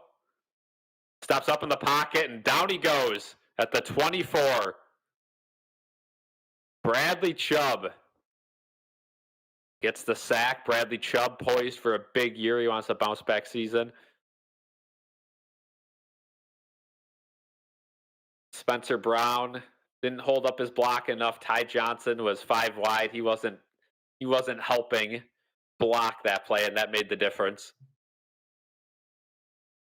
So Prater will trot out for a mid-tier field goal. The sack is going to make it a little bit harder. 39-yarder. Yeah, and if you're a good kicker in the league, you make this 10 out of 10 times. Snap, hold, kick, up, and whoa, way off. Prater kicked that one almost to the sidelines on the left side. That one slipped. And a huge swing in this game. The Dolphins will take over, only down 7. Wow.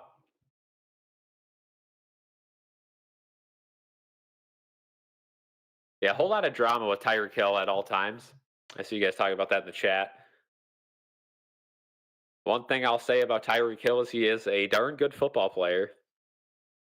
And the Bills got to keep an eye on him downfield. But the Dolphins a touchdown away from tying this game after that missed field goal. So the sack leads to a harder field goal. And I don't know if Prater was afraid that was going to get blocked and rushed it. It did look like the Dolphins got some pressure in there. That just looked like it was off the side of his foot.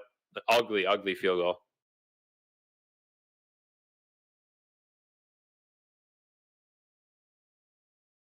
That's one of those field goals that everyone's going to post on TikTok the next day and say, look, I should be in the league. I can make this one.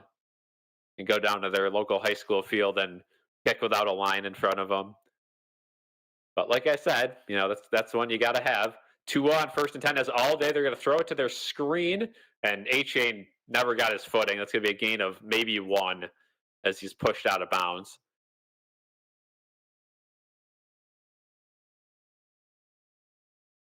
Yeah, Prater's perfect streak came to an end. It had to happen eventually. So hopefully that miss doesn't start a slew of misses for Prater. If it does, Tyler Bass is on IR for the first 4 weeks at least. So next week, Prater's still the guy.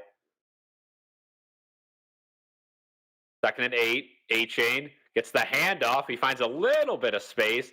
Good job by Trey White to hold him up. And now we're going to have a 3rd and 2.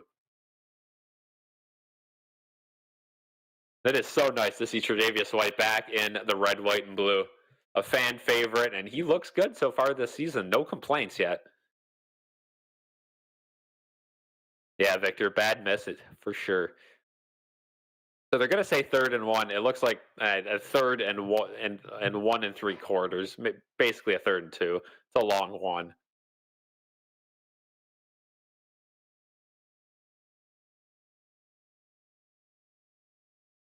3rd and a long one. Bill showing pressure. They drop back. They send one extra guy. Oh, that's going to be a first down. Ollie Gordon with a 4-yard carry. He was hit in the backfield by Walker, but slipped the tackle. Almost stopped him. Tyreek, better football player than role model. Yeah. Tebow, complete opposite. Yep. Matt Prater, Scott Norwood. Oh boy, don't put that upon us. Did look like a Norwood kick though. 1st and 10. Just past the 40 for the Dolphins. It's gonna be a handoff up the middle.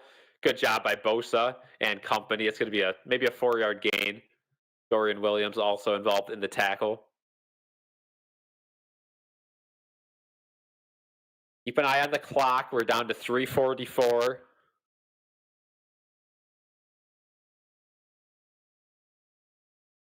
Clock is ticking.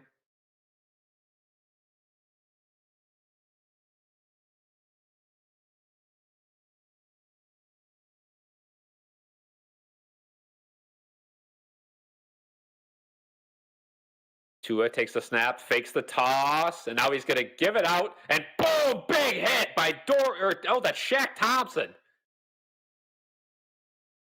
Shaq Thompson lays out A-Chain on the swing route. He read that one like a book. A huge 2nd down play to force a 3rd and long.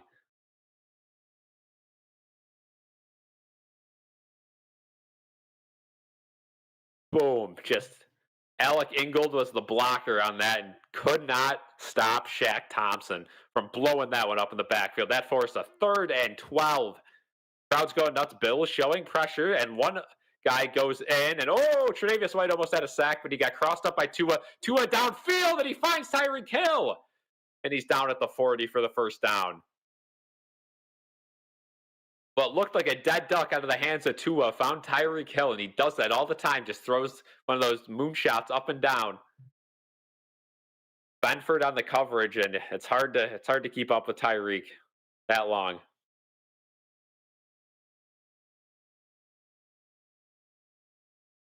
Yeah, Bills defense are the kings of almost sacks every time. Jerry Hughes started it. 1st and 10. And it's got to be the 2-minute warning before the snap got off. The Bills will get the ball to start the second half.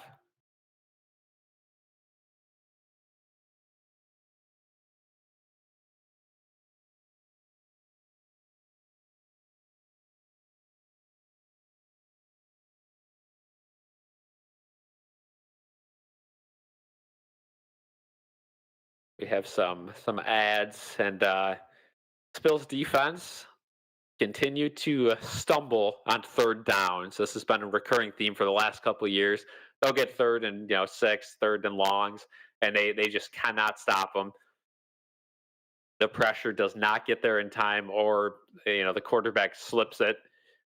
The Bills' pressure maybe gets a little too jumpy. They take a wrong turn, or they dive too early, and it leaves someone open.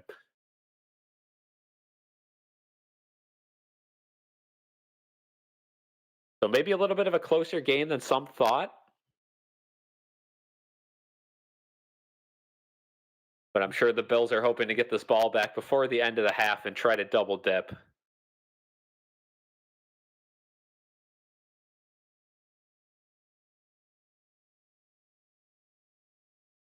Good sign to get Tyreek Hill in the game early.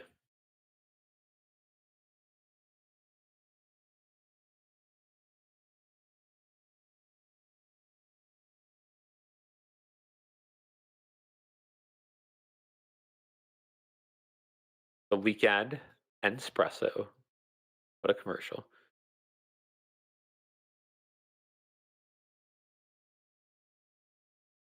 A lot of these commercials are promoting Amazon Prime shows. Hopefully that mist doesn't come back to haunt us.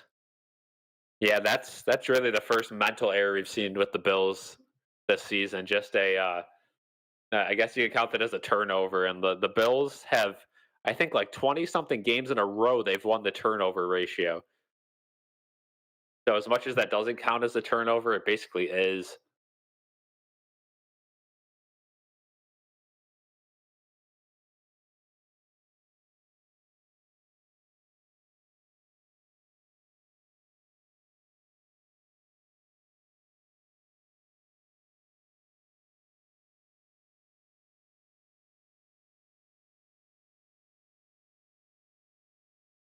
See, Sawyer says, should I go to Boston College versus Clemson game the weekend of the Bruins Sabres game? I think that would be a good idea. Both teams. Oh, and 1st and 10, incomplete. Tre'Davious White got a hand on it. Good coverage guarding Achan. I mean, I'll always support people going to sporting events. I think you should if you're in the area, especially if you've never been to the stadium.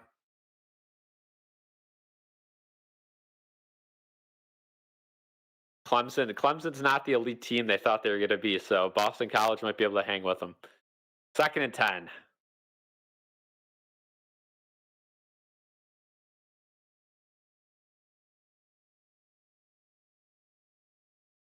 It'll be a pass to looking over the middle. Now he's scrambling towards the sidelines. He's got to throw it away. 3rd and 10. Good start. Post 2-minute warning.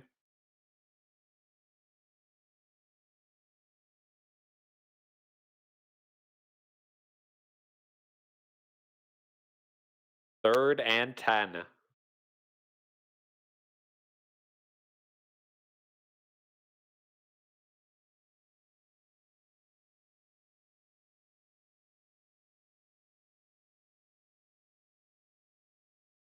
Another test on 3rd and long, maybe 4-down territory for the Dolphins, depending what they do. Tua looking short. It's going to be caught by Tyreek Hill, and he spins out of a tackle, and he gets the 1st down.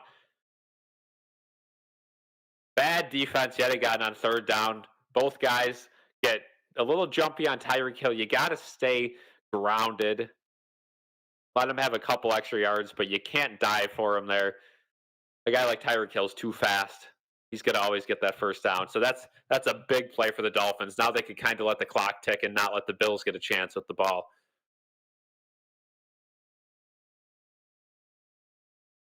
Elijah, good to hear. Good to hear.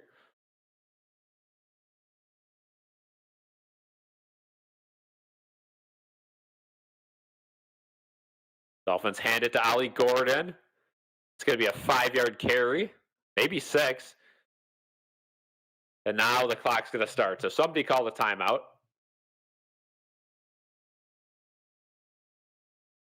Going to be the Bills. That's their 2nd timeout. Remember, the Bills used one on offense earlier on in this half.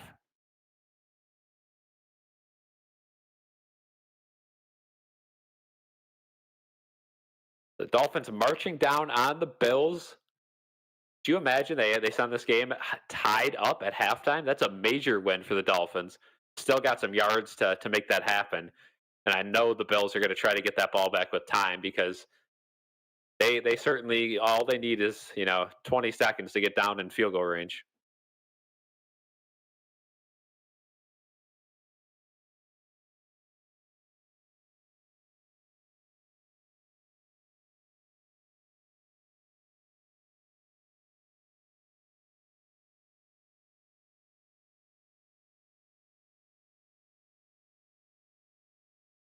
This is the 11th play of the drive for the Dolphins.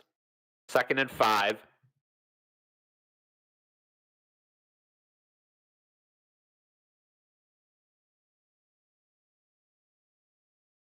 Still showing pressure. They do send an extra guy. That's Cole Bishop.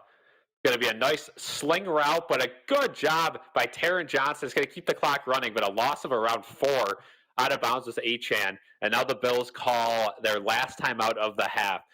So third down for the Dolphins, you got a decision to make. Do you go deep and risk an incompletion that stops the clock, or do you throw something in bounds, take your field goal with no time left, and go in down 10-14? Big decision for the Dolphins. If you let them score, let it be no more than a field goal. Yeah, and they're already well into field goal range. So here's the decision for Miami. Do you go safe and take your points and not give Josh Allen time? Or do you try to push this one into the end zone and risk the clock stopping?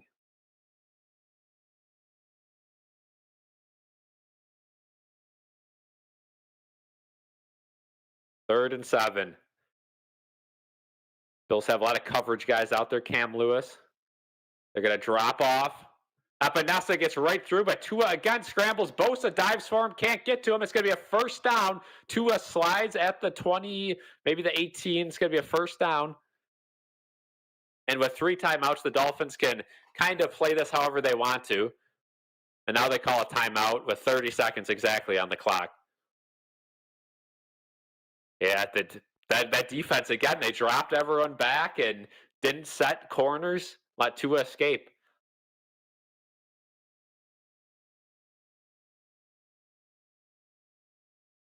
Again, you can't blame the players. Everyone was guarded. They did everything they were asked to do. It's just the scheme. It's that safe safe defense that they run with the zones deep. It reminds me of that Bengals playoff game.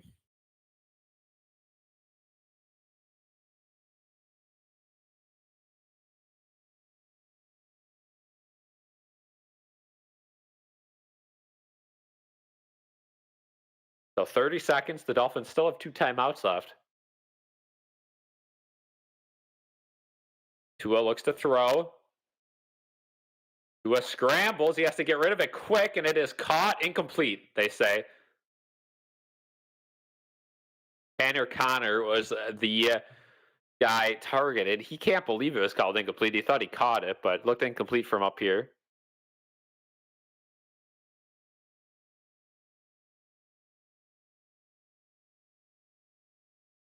Yeah, it looks like it was incomplete. Joey Bosa's arm looks pretty busted, his elbow.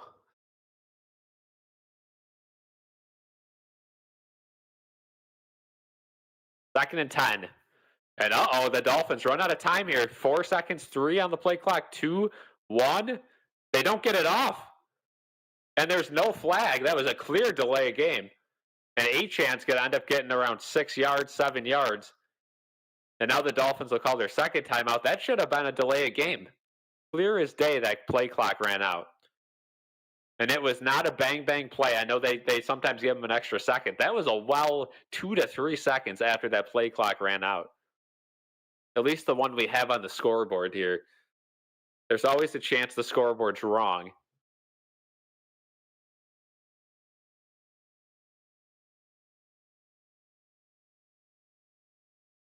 A little bit frustrating of a play there for the Bills defense. That would have forced the Dolphins either 5 yards back or to waste a timeout. Now they still have another timeout, 3rd and 3.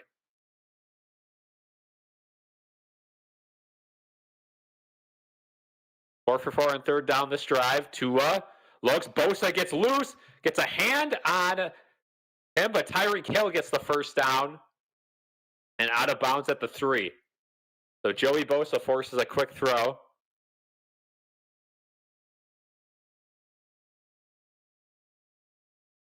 Good job by Tyreek to get out of bounds there and not extend for the first down or the end zone and knock it in. But the Dolphins still have a timeout. 11 seconds, 1st and goal. Ideally, if you're the Bills, you want them to run this clock out without getting points.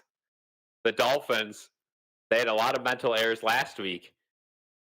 See if they do that again. 6 seconds, 5 seconds, they get that one off. They're going end zone wide open is Jalen Waddle. He's in the end zone for the touchdown. Wow. And he waddles around in the end zone. And we're an extra point away from this game being tied with 8 seconds to go. That's not enough time for the Bills to do anything with no timeouts. So we're going to go to halftime with this game tied.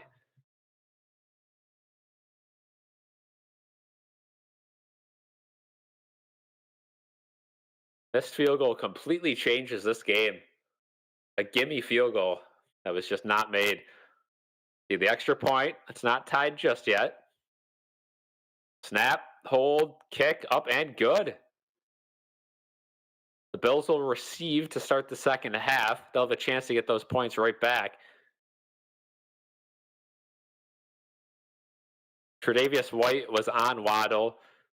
And yeah, just playing zone coverage, not playing man. I don't know why he's not guarding the goal line. Again, just your average Sean McDermott defense right before the end of the drive. Just bend but don't break until you break. Not a good scheme whatsoever. A couple close sacks. Defenders not able to bring Tua down. Extending plays.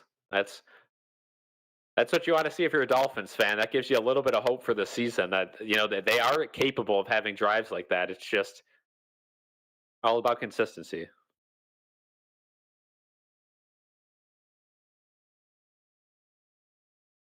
Stay tuned for halftime. I'm going to give you guys some trivia questions, some NFL trivia questions. We'll see if you guys can go perfect on those. 8 seconds away from that, though. Kickoff going to be caught in the end zone and returned. Why not at this point? And he's out and tackled at the 30. So 2 seconds left. Codrington looks a little shaken up after that play.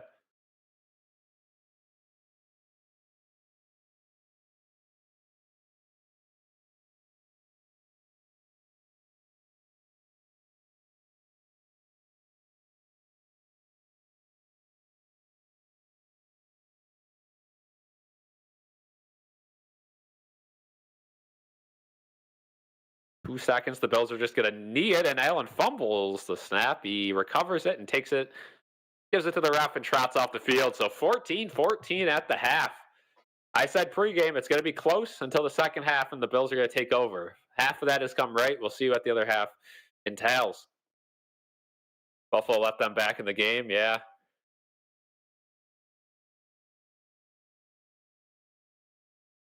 Yeah, Allen said they got to be a little bit better.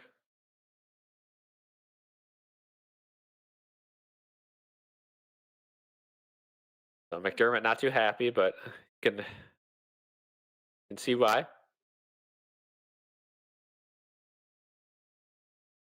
On pace for 28 points.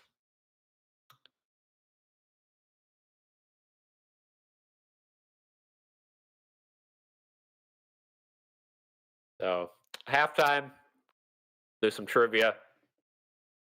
First things first, let's do an easy one. Who is number 79 on the Buffalo Bills? Let's see who's first to answer these. Number 79 this season on the Buffalo Bills. So it shouldn't take too long.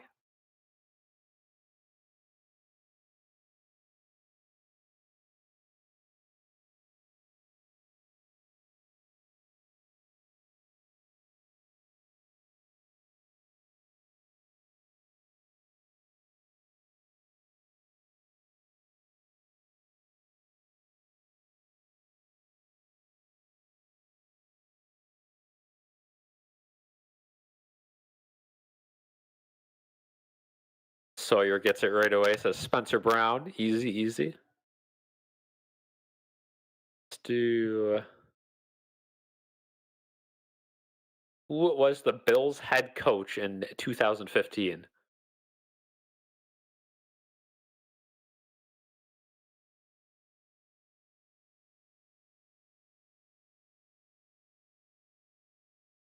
...2015 head coach.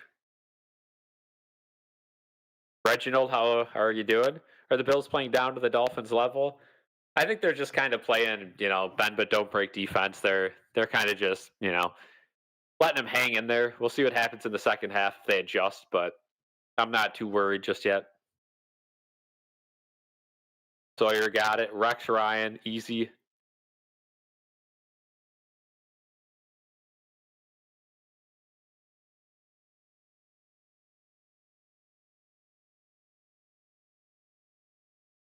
Try another one here.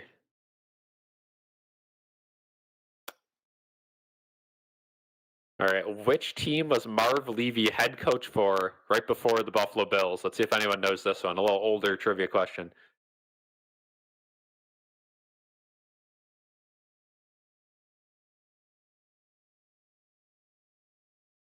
Yeah, Ruben Brown. Victor says Chan Gailey. Nope, it was Rex Ryan. Be sure to leave a like at halftime as well. Let's get to 20 likes.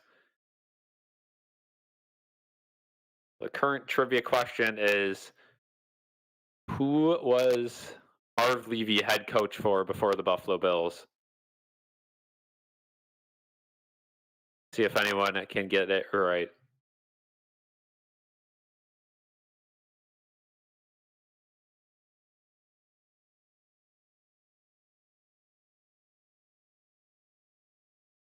Sawyer only knew that from Madden. Victor gets it right. The Kansas City Chiefs. Little interesting tidbit there. Stuff. Let's see if I can stump you guys here.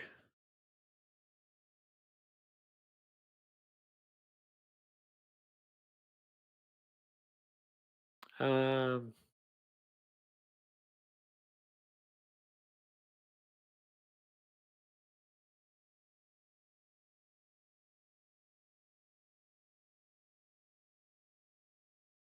let's do this one.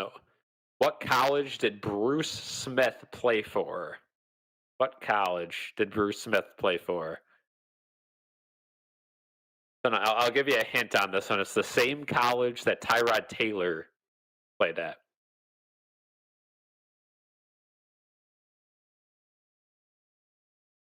Claire says Michigan. Nope. 78 to 82. Liam, how's it going? Welcome to the chat.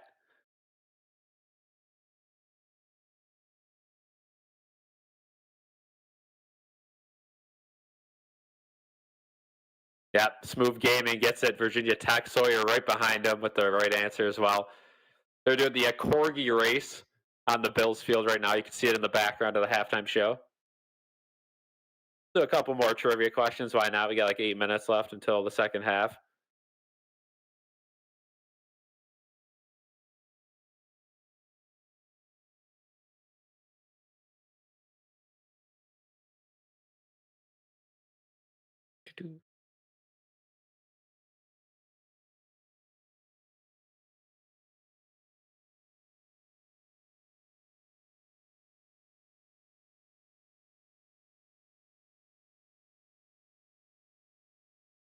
Who was the first Buffalo Bill elected into the NFL Hall of Fame?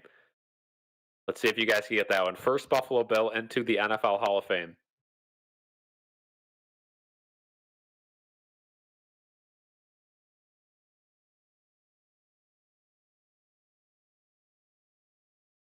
Liam says Ed Reed. Nope.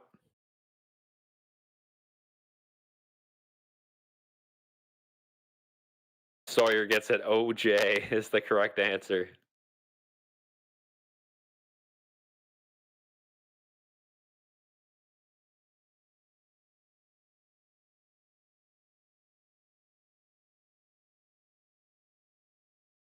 Let's do one more trivia question here.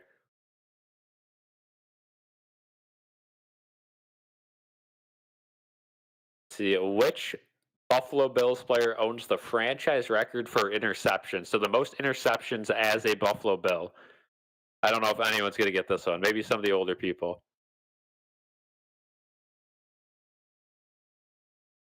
Yeah, just a bit controversial.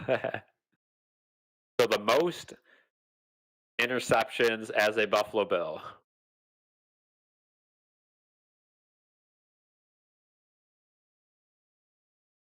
Sounds a tough one.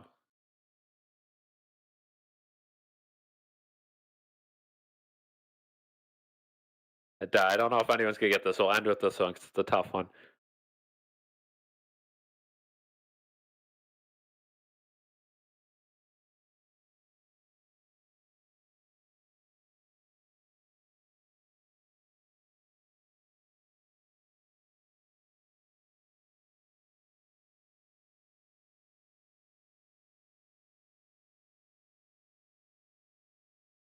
Yo, Liam gets it. Butch Bird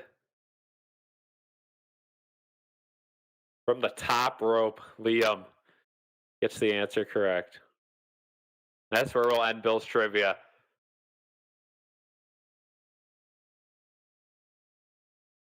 Victor had the last name right. We'll take it. For these Sabres games, I don't know what the heck I'm going to do at intermission. If you guys have any ideas, we can do some quizzes. We could do some Cahoots. But at the end of the day, there are going to be some Sabres games where we just put a video on for intermission because there's only so much we can do with those.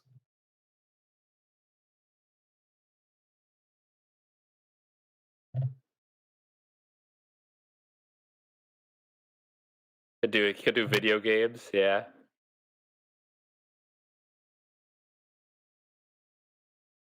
Could be something we do at halftime intermission in the future. Got 4 minutes and 30 seconds till the second half starts. The Bills will get the ball.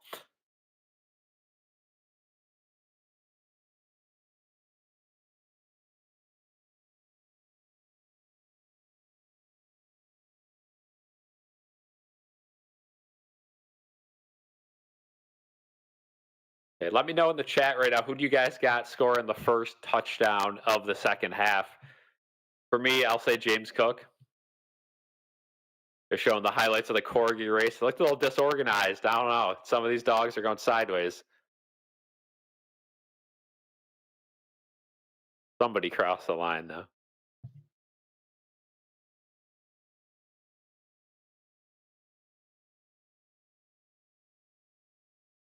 I forgot the first name, yeah.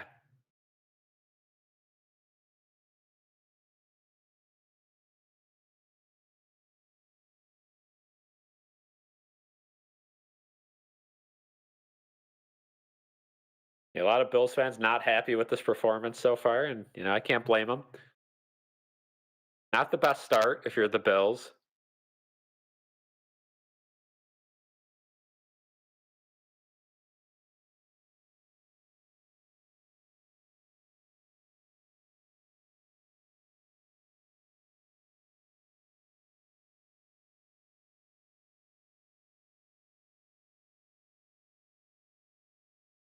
Like I mentioned, the Bills had a very nice pregame ceremony, so shout out to Buffalo for doing that. Good stuff.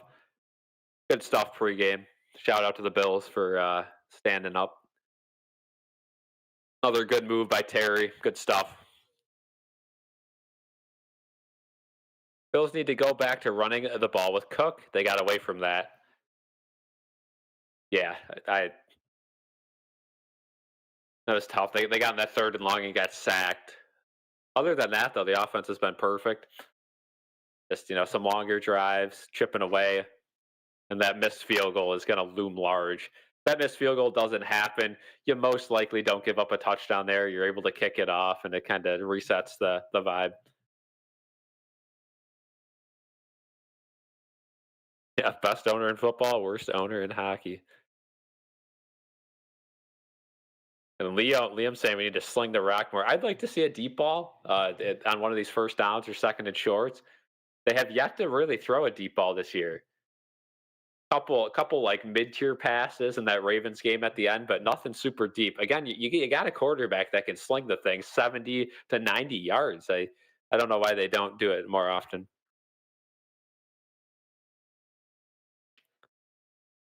I don't want to hear all the Miami fans gloating all week, need to win this game.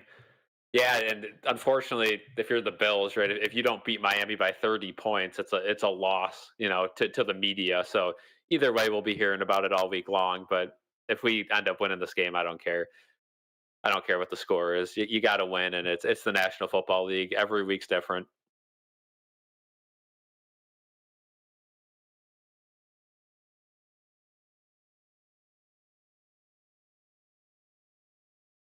So we're almost ready to get going again.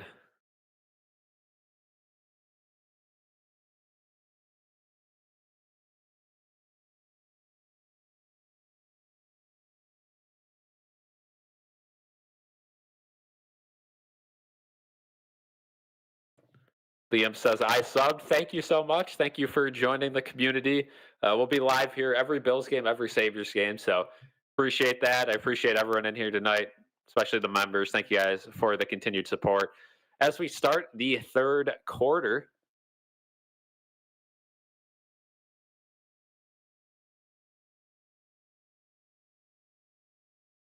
the Bills will return. Codrington back out there after being shaken up on his last kick return to end the half. Him and Ty Johnson, as always, back to retrieve the kick. Patterson lines this one up. All right, Liam, have a good one.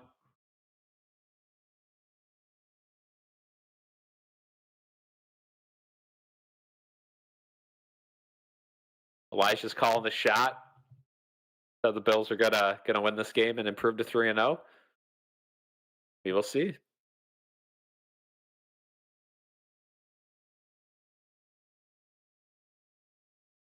Patterson kicks it off, and we're back underway. And we returned at the 7.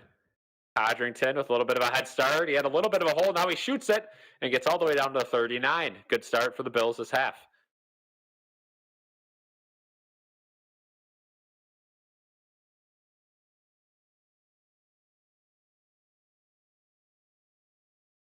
Like McDaniel says, so far so good. And a lot of football, a lot of execution. It's yet to be done though. That one of the best players in the league is on the other side, so you got to stay disciplined. Cook and Gilliam in the backfield. We've seen this before. It was a run. Hawes out to motion. It is going to be a run to Cook. That's going to be a 2-yard gain up the middle, so not much there. And Gilliam gets shoved after the play by Dodson. Oh, T-Dot, what are we doing?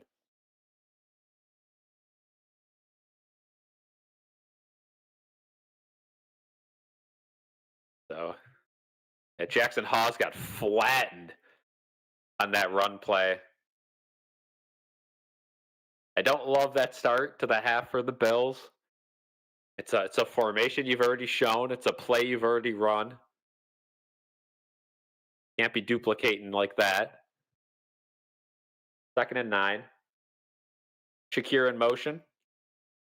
Allen to throw. Finds a wide open Coleman over the middle.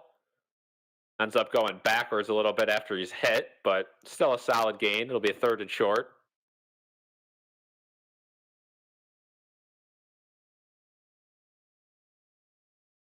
3rd and 2.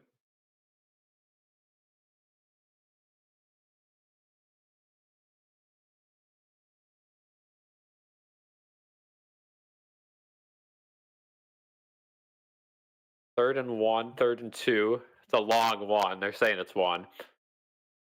Right near midfield. Allen's going to throw. He's got all day, but nobody's open. Now he gets it over to Ty Johnson. He's got the first down and more down at the 45. The linebacker Brooks was all over him, and now there's a flag.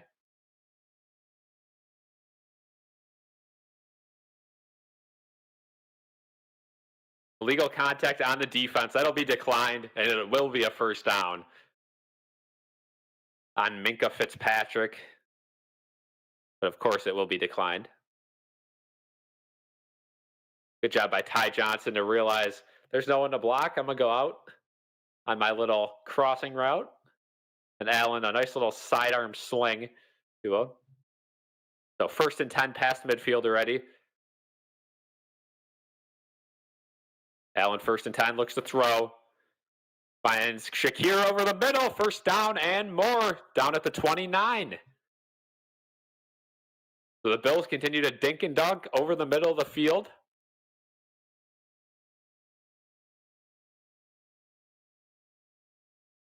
Jason, how's it going? 1st and 10 at the 29. Allen rolling out. He's got all day. Can't find anything, and now it's batted down. There is a flag. It's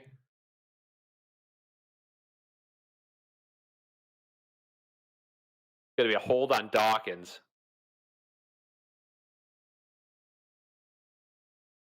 So let's see what Mike McDaniel decides to do if he wants to accept that one. Probably. They do take the penalty, so it'll be 1st and 20. Bradley Chubb got right around Dawkins. He had to grab him. a tough one to take.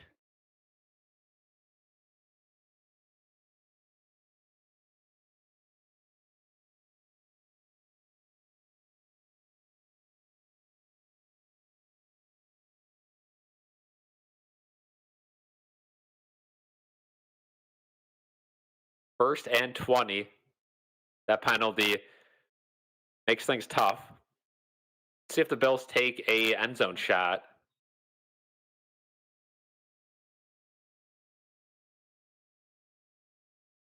Allen has all day again. He steps up and now he's going to scramble up the middle. He's got so much room and he slides down a yard short of the first down. And Dalton Kincaid blows up a guy after he touched Allen a little bit late. Nothing physical on Allen, and Allen's getting right in a Dolphins player's face.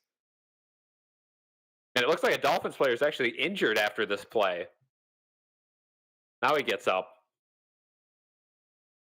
No flags. Kincaid dropped Rasul Douglas. Oh, wow. Yeah, Allen putting Superman mode on, and yeah, definitely a dirty play by Dodson. So T-Dot, I know he's fighting for a roster spot there, but whew. 2nd and 1, it's going to be a fake. And they throw it over to Kincaid. He's got so much room over the edge. He's going to go to the 5, barrels this way, and he's down at the 1. Kincaid continues his monster game. 1st and goal from the 1. And now let's see if my Cook touchdown prediction can come true. Right on the goal line. Great play design there. Good blocking from Shakir and Moore out wide on the tight end screen. Little RPO screen. And he's definitely short, down right at the 1.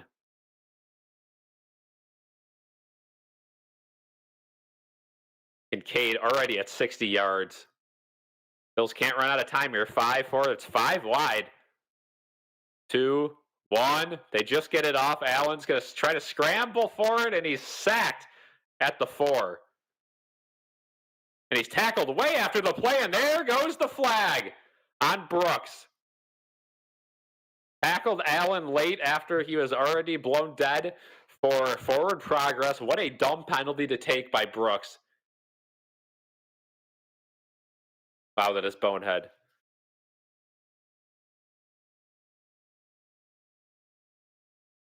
A personal foul on the defense. That'll be half the goal. Auto first. Man, what a way to blow a nice defensive stand. Kincaid is 86 Chick Hicks number. Little Cars reference there. I like it, Elijah. Spencer Brown and David Edwards came over. A whole lot of Bills were upset about that one. But a good call by the refs, so somehow they still lost a yard after all that. 1st and goal from the 2. They hand it off to Cook up the middle, and there it is. James Cook, good for a touchdown, at least a game. Barrels his way into the end zone, and the Bills up by a touchdown yet again.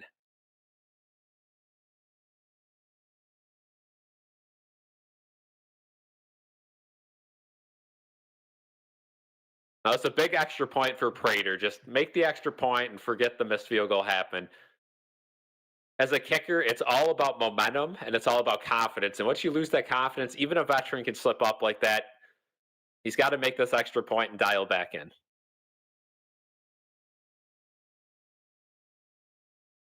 Snap, hold, kick, up, and good. So a big mental field goal there. Again, as easy as it gets, extra point, but it's a good one.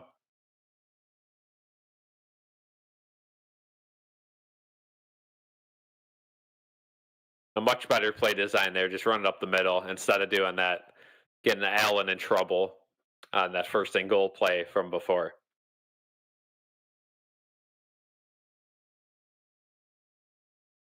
Again, it's hard to even really get too concerned with this Bills team. It just seems like there's so money on offense. When they need a touchdown, they're going to get it.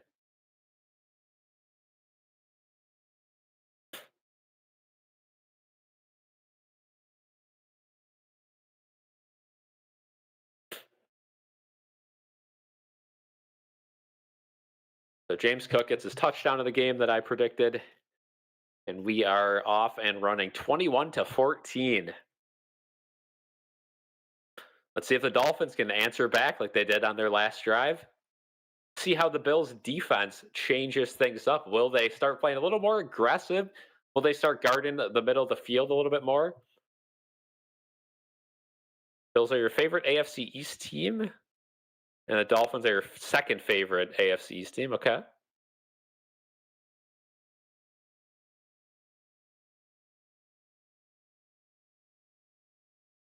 Your group chat just said Cook might not score a touchdown. Oh, that was proved wrong. He seems like their go-to guy over the last 2 seasons. Just if they're within the 5, it's going to be a handoff to Cook, and he's going to get in. Certainly wrong. Yeah. Uh,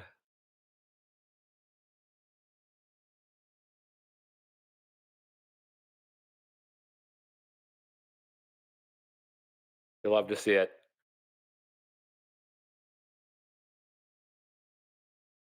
And no other games tonight to really check. I could give you guys MLB score updates if you want, but I don't think many people care right now about the MLB.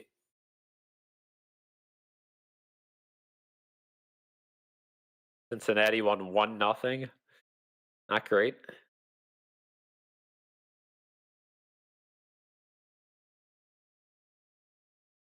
San Francisco plays the Dodgers.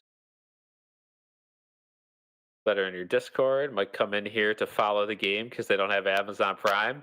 Perfect. Send them over, Jason. No problems there. Sawyer says Yankees won 7-0. Big win for the Yankees. Looks like they're pretty much locked into the playoffs. Mets got a big win today as well, 6-1. They got Fitzpatrick in the booth now.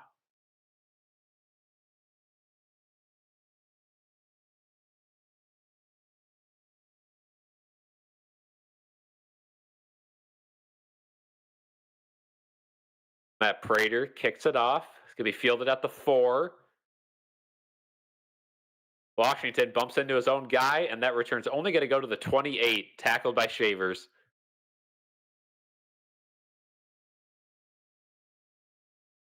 Yeah, Jason, I mean, I don't think you could go wrong picking the Yankees or Mets. I think both teams have bright futures. I'm a Mets fan. I'll let you know, Mets games are either the best time of your life or just rage-inducing from start to finish. So if you want more of a stress-free fandom that's not going to end up in championships, pick the Yankees. If you want more stress, that's probably not going to end up in championships, pick the Mets.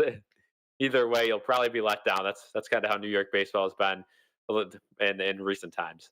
1st and 10. It's going to be a fake to HN. They're going to go with the screenplay to Waddle, and Tyreek Hill, or not Tyreek Hill, Tre'Davious White is all over that one. So he makes up for his goal line error last play. It will be a loss of 3. Good job by Tre'Davious White.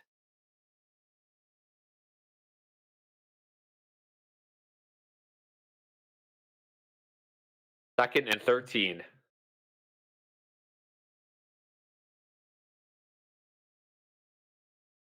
Tua hands it off to HN, and that's going to go only 2 yards. Drop down by Walker.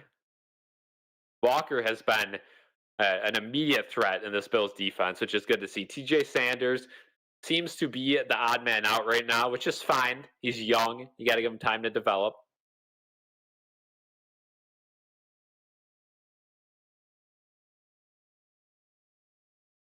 Went to the World Series Game 5 where they blew the 5-run lead. I think I remember you saying that once. That is brutal. But it's still a cool memory for you to go to a game of that magnitude, though. 3rd and 11.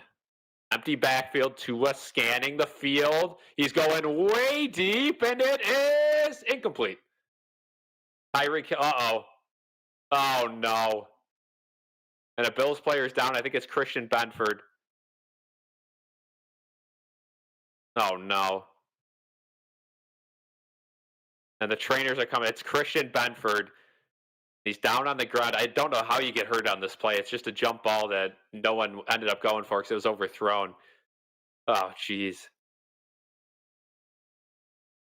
Benford. Oh, jeez. I don't even know what would have got hurt on that.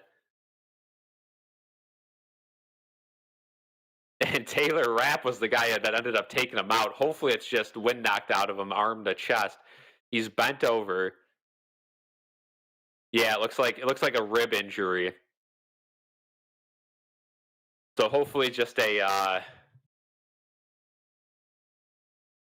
kind of lost his breath there, but at least it's nothing ACL, nothing MCL on that.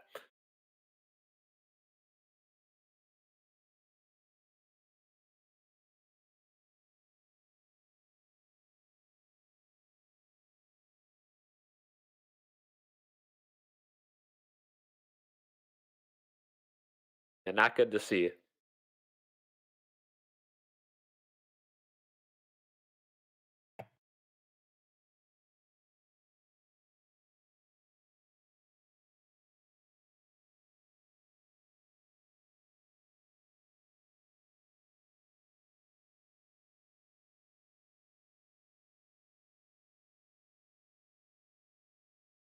Yeah, friendly fire specialist Taylor Rapp back at it. Hopefully just the wind knocked out, I agree.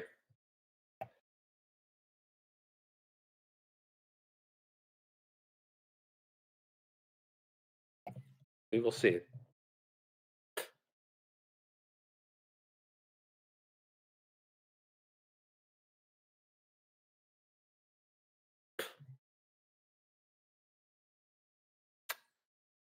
We'll be right back, guys.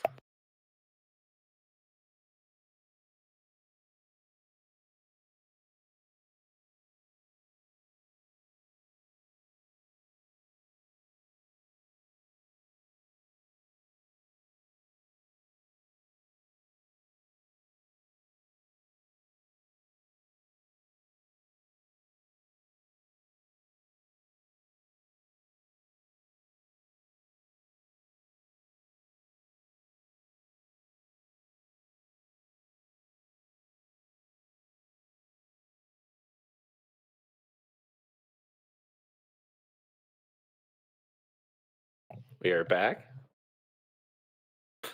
Just got back from commercial break. Hopefully Benford is okay. But the Dolphins will have to punt. He's getting looked on at the sidelines there. Sitting on the bench, he appears to be fine. Punted. And fumbled by Codrington. And somehow, somebody he managed to get back on the ball at the 20. Upset with himself. Yeah, Jason, he looks okay on the sidelines. Codrington, another drop on special teams. And I'm not the biggest Codrington fan. I don't trust him. So that's not good to see from him. But not the worst thing. Equivalent to a fair catch at the 20. Not bad. Yeah, handoff to Cook, and he is taken down for no gain. So it looks like the Dolphins are starting to guess run on first down, which that's been the trend that the Bills have been doing, becoming a little bit predictable, but they're going to keep the clock moving.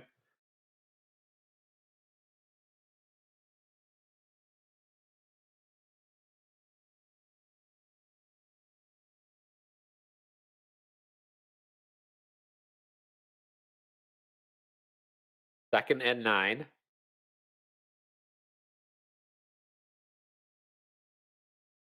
Ray Davis in there at running back, so you know it's going to be a throw. Fake to Elijah Moore. Now they're going to go out wide to Elijah Moore. He catches it, and he's out of bounds for no gain. Third and 9.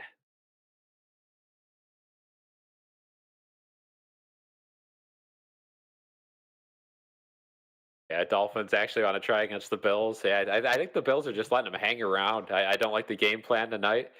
They're not being aggressive. Their offense is very lackluster. They're, again, worried about the clock rather than scoring points. Just throwing dump offs and check downs. You got to let Allen throw the ball down the field. Third and 9, big play. Big third down here. Allen got time. Throws to Kincaid, but he's going to be stopped short of the first down. 4th and 3. And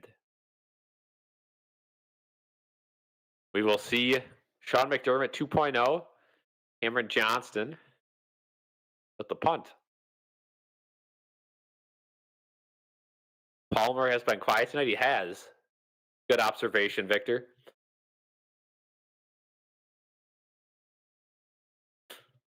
Johnson, let's see this leg. 4th and 3. Boots it. It looks like a decent punt field at the 25.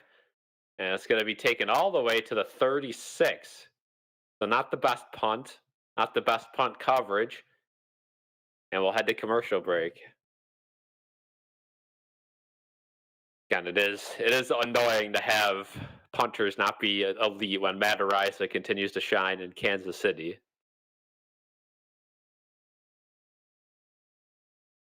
Bills got the short end of the stick in that exchange.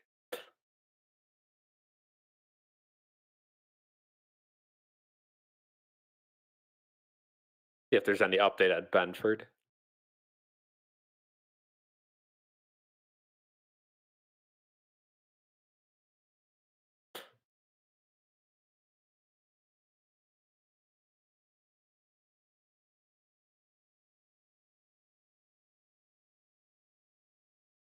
Not seeing anything just yet.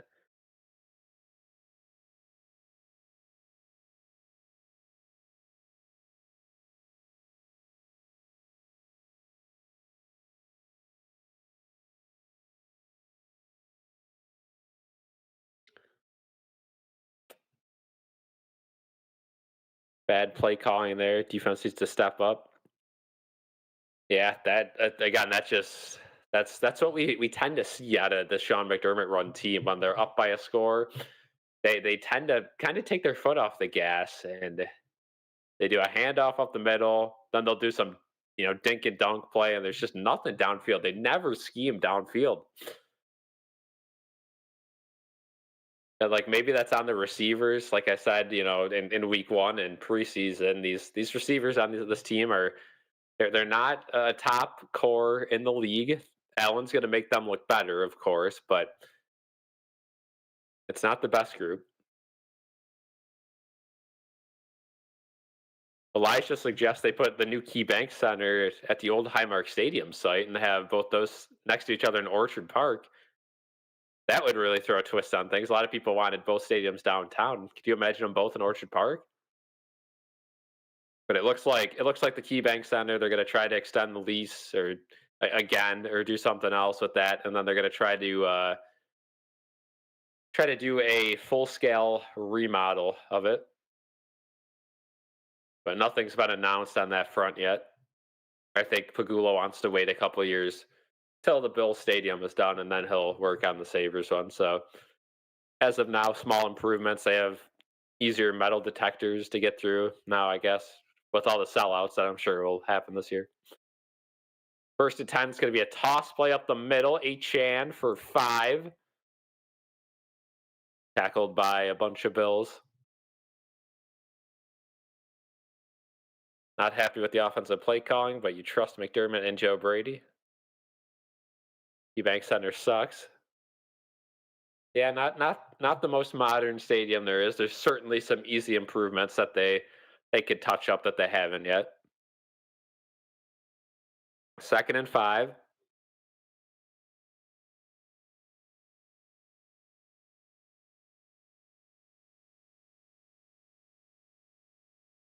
Going to be a play fake. Bosa blocked nicely. It's a throw to the sideline, and the receiver, Tyreek Hill, slipped down, and Benford's back out there in coverage. Great to see.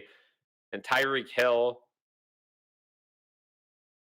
saying he got grabbed, and that's why he fell down. He looks a little injured after the play, but seems fine. And yeah, he certainly got grabbed a little bit, but then he slipped down. So the grab didn't cause him to slip. 3rd and 5, Bills crowd up and loud. 3rd and 5. Dolphins getting low on the play clock. They get the snap off. Looked like a false start, and they sure did.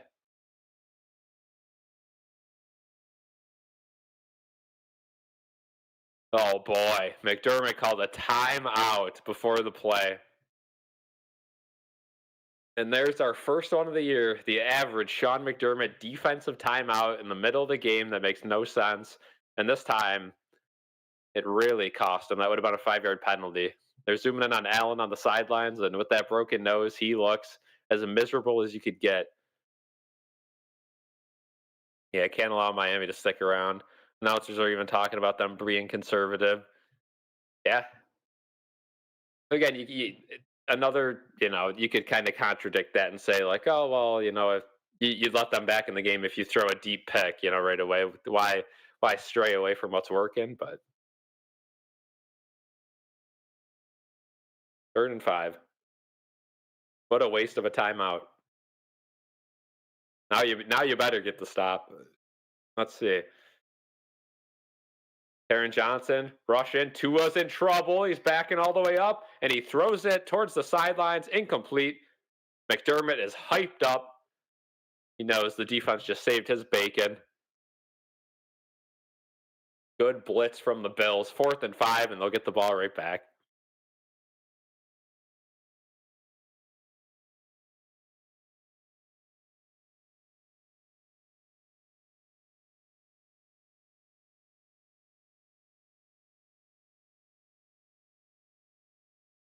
Yeah, McDermott hopping around. He was very excited that he's not going to get chewed out for that timeout.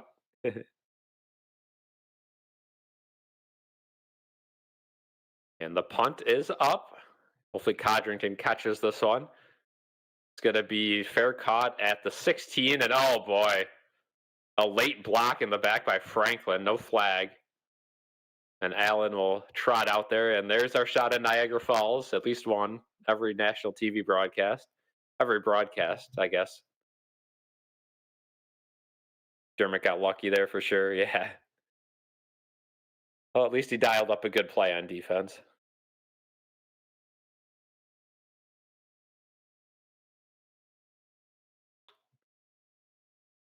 Good to see Bernard back out there.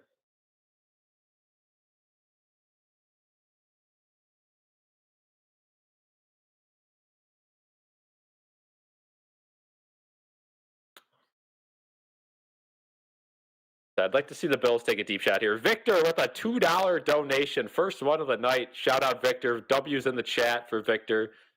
W's in the chat for Victor. W's in the chat.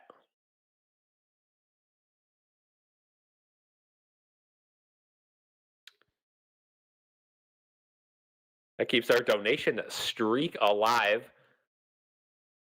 We're gonna do a stream coming up. I want to do a stream where maybe for a marquee matchup or the Sabres opener or something, where we set a big donation goal, and with the proceeds we buy a jersey of the chat's choice. Could be any jersey, and I'll wear it for a couple streams later on in the year. So we'll do that later on. So we'll set some sort of goal, and whatever money we raise from that night, we'll buy whatever jersey we can afford that you guys choose. So say we raise $15, we'll go on, TikTok shop and buy one for $15 of a jersey you guys choose. Say we raise $200, we'll go on the official website and buy a jersey. We're spending it all on a jersey. So that'll be later on in the year. I also want to do a charity stream. I think that would be nice. So that will be a stream, probably a Sabres stream. Just something quick. So if you guys have any ideas for charities you guys want to support, let me know. We'll do that.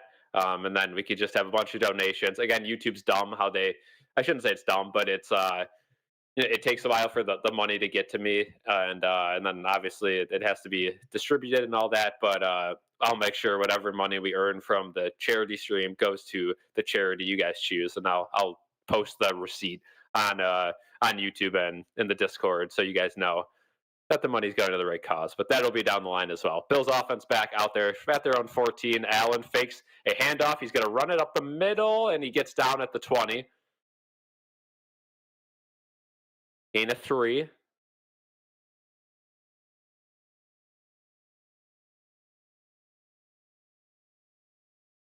Two people in here now. Be sure to leave a like and subscribe if you guys are new. You guys can also become members and donate like Victor if you want to. Much appreciated. Thank you guys. 2nd and 6. Allen gets it, hands it off to Cook. I don't love the play call. He marches forward for about 3. So another 3rd down for this Bills offense. Again, they're chewing the clock. Already under 5 minutes to go in the 3rd.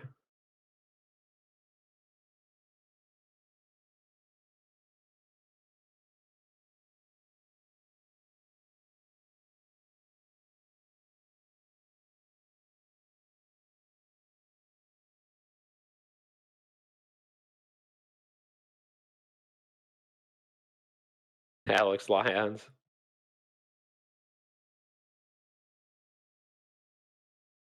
3rd and 2.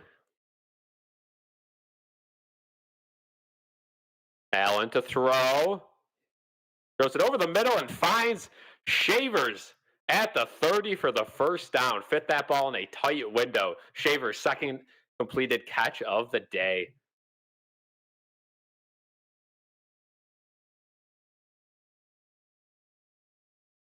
Wow, and Shavers just found the spot in the zone, and Allen zinged it to him.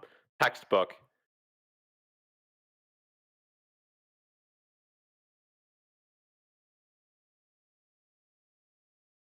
Allen, 18 for 20 tonight.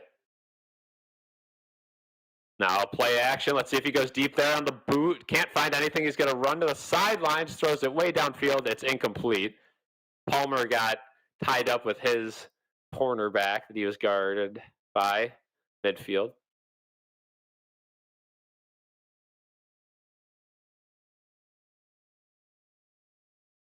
Move Gaming says got to repurpose the Diggs jersey to Shavers. Yeah. Just get some duct tape on that bad boy. It's almost like Allen is trying to lull Miami to sleep. 2 runs and then makes the pass. Yeah, like again, we're anticipating something deep eventually. Kind of, yeah, drawing them in. 4 seconds left on the play clock. Bills can't afford to use another timeout. Just get this one off. 2nd and 10. Bull rush. It's going to be thrown out wide, and Coleman drops it. Douglas was asking for offensive pass interference, but Coleman didn't even come up with it. So now a 3rd and 10. Need another completion. Bills need to score here. I agree. Need at least a field goal.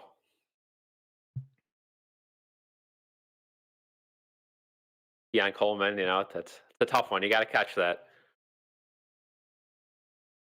Especially that they didn't throw the flag on him for the push. You're going to push like that and get open. You got to catch it at least. 3rd and 10. Ty Johnson in the backfield. Kincaid in motion. Kincaid's in the block. Allen looking deep. Can't find anything. Now he gets a check down to Ty Johnson, and he drops the ball. A bad throw, and now it's 4th and 10. Wasn't going to have the 1st down anyway. No one got open, and the Bills have to punt again.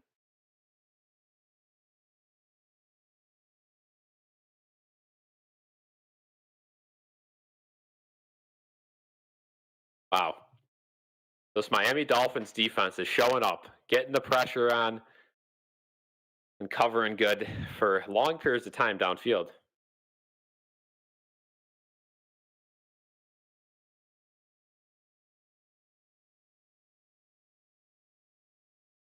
Punt fielded at the 21 and returned all the way to the 33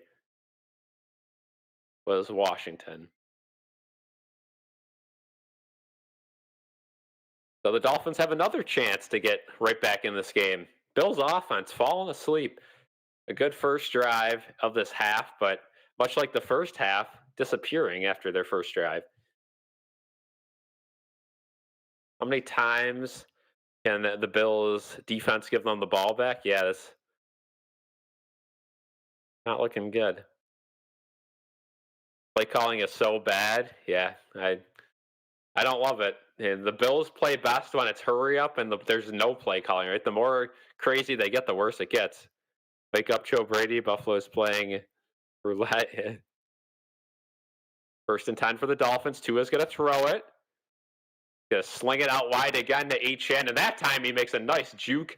Going to be a 9-yard gain. Gets out of bounds. I think Taron Johnson was the cornerback who slipped down and missed the tackle. So 2nd and 1 upcoming for the Dolphins. So this is where things get interesting. Now we start really dialing in. This is a big drive for the Dolphins.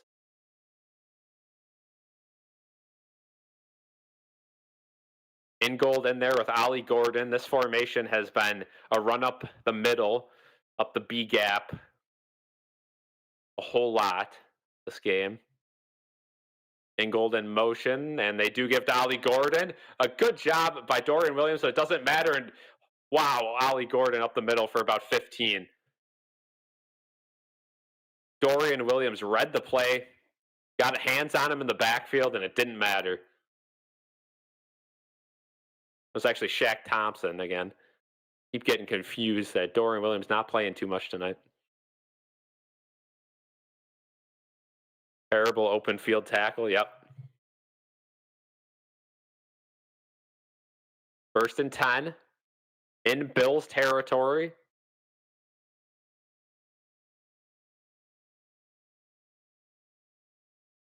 Hand off, and that time Ollie Gordon's tackled in the backfield by Terrell Bernard. So Terrell Bernard says, watch how you do it. After a couple missed tackles, he gets him on first contact. A loss of 2, 2nd and 12.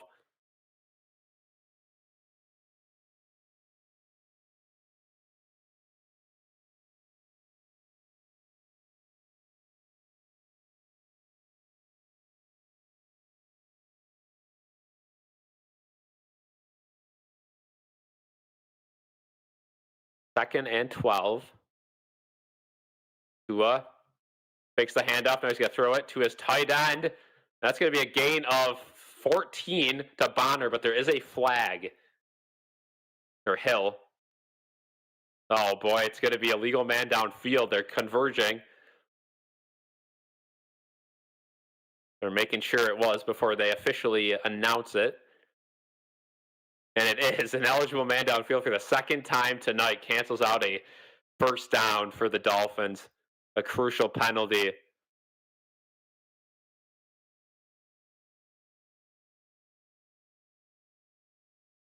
Prime time and the Dolphins. They're sick of Allen, yeah. Trying to get their get back, and big penalty there sets them back to 2nd and 17. Back at midfield. So this Bills defense, again, they've been in this position before, and they let the Dolphins get the first down. Going to be a toss out wide to H.N. A good tackle by Benford. Grabbed onto his ankle and did not let go. Be a 3-yard gain. 3rd and maybe 14. There's 16 seconds to go in the 3rd. The Dolphins could take this down to the end of the 3rd if they wanted to.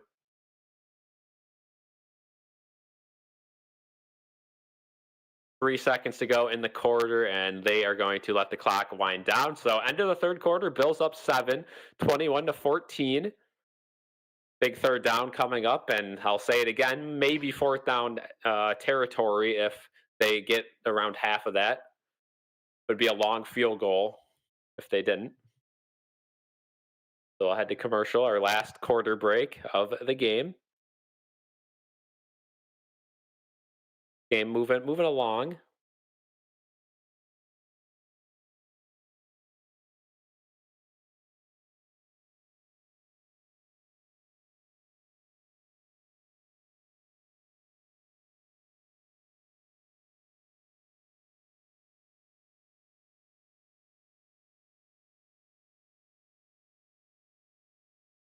Josh Allen said, believe until the clock hits 0. Yep. Gotta play to the second whistle, as they say.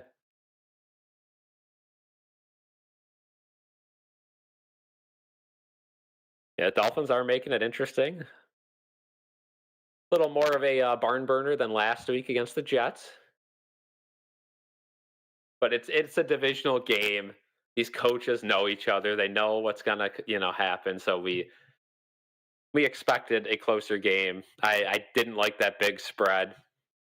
I thought the Bills would play a little bit better in the second half, and I guess they still could. They still got a whole quarter to play, but there's a good chance that the Dolphins are able to sneak this one. If they tie this one up, it's anyone's game.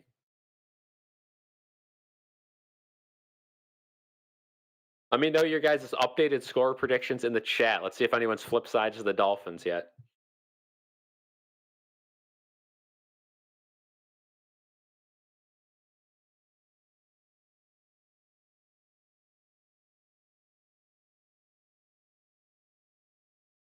Still at commercial.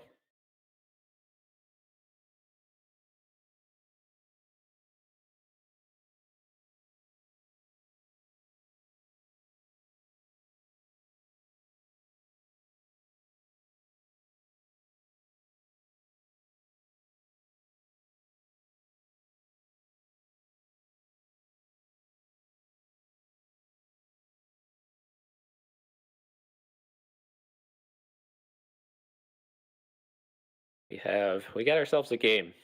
15 minutes of football left. Never know, maybe we get some OT tonight. Out of all the games, I would hope tonight doesn't go to OT. It's a late one. Oh, they've cut back.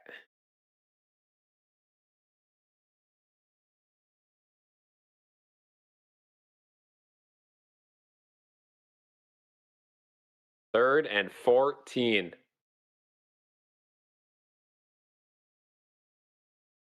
Tua gonna throw it short, and they're gonna throw it a pitch back to Achane. Little creativity there.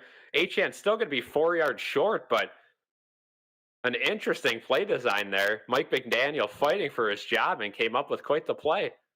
And now it's fourth down, and they're gonna go for it. So big play. Everyone get ready here.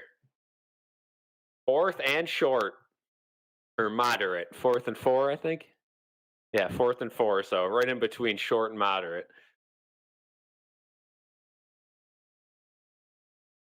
Here we go. Achane next to Tua in the backfield. Tyreek Hill in motion. Tua gets the snap. He's going to throw.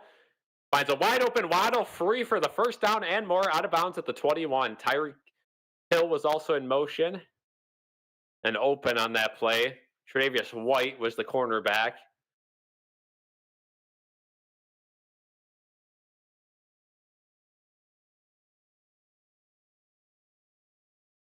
Yeah, it's a tough matchup against Waddle. He's got so much speed.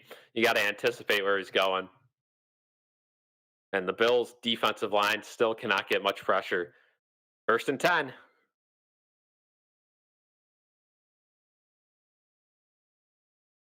Tua passed 100 yards just now. Could be a handoff to Achane. This time he breaks free up the middle to the 10 and tackled at the 7. First down, Dolphins again. Cole Bishop got up holding his elbow. Probably just a stinger. Game is like watching a nightmare. Yeah, we are. That's all set up by that crazy third down play with the backwards pitch. Bills defense was not ready for that.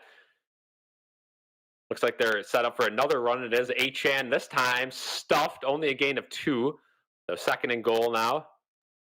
See if this Bills defense can have a big goal line stand. Yeah, Jekyll and Hyde defense. They got no Milano, no Ed Oliver. Keep that in mind.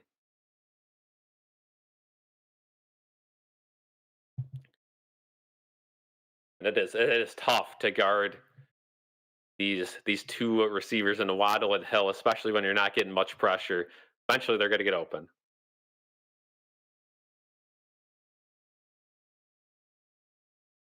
Second and goal. And the wing spread.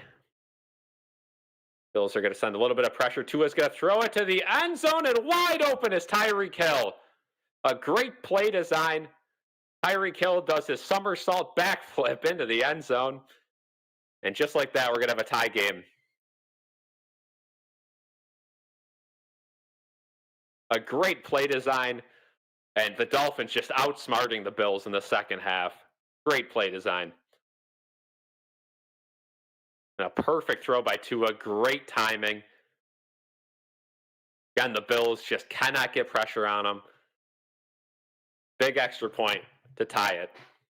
Snap, hold, kick, up, and good.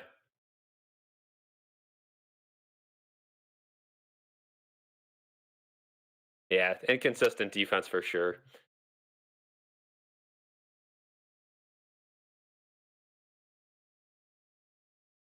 Just have not gotten the pressure. And I think a big name to think about is Greg Rousseau. Been very silent this year.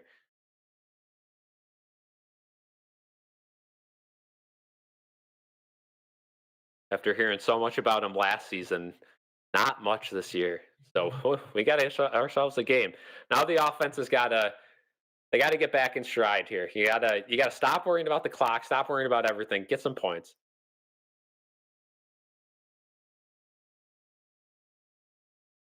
This is what happens. I mean, we saw this in week 1. The Bills offense, they take a couple of drives off, they start worrying about the clock, and all of a sudden you're out of the game or tied. If you play this game plan against a good team in the AFC, like the Ravens, like we saw, like the Chiefs, like the Bengals, like I mean, like any of those top teams in the AFC, it's not going to go well.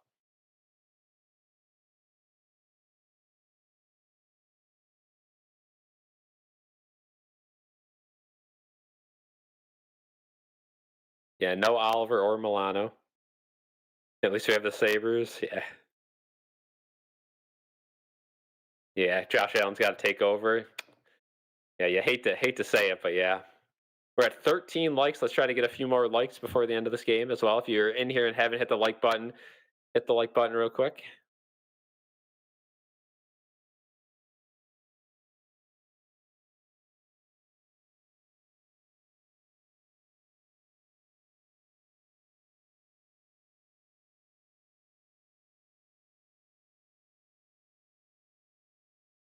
Not a good.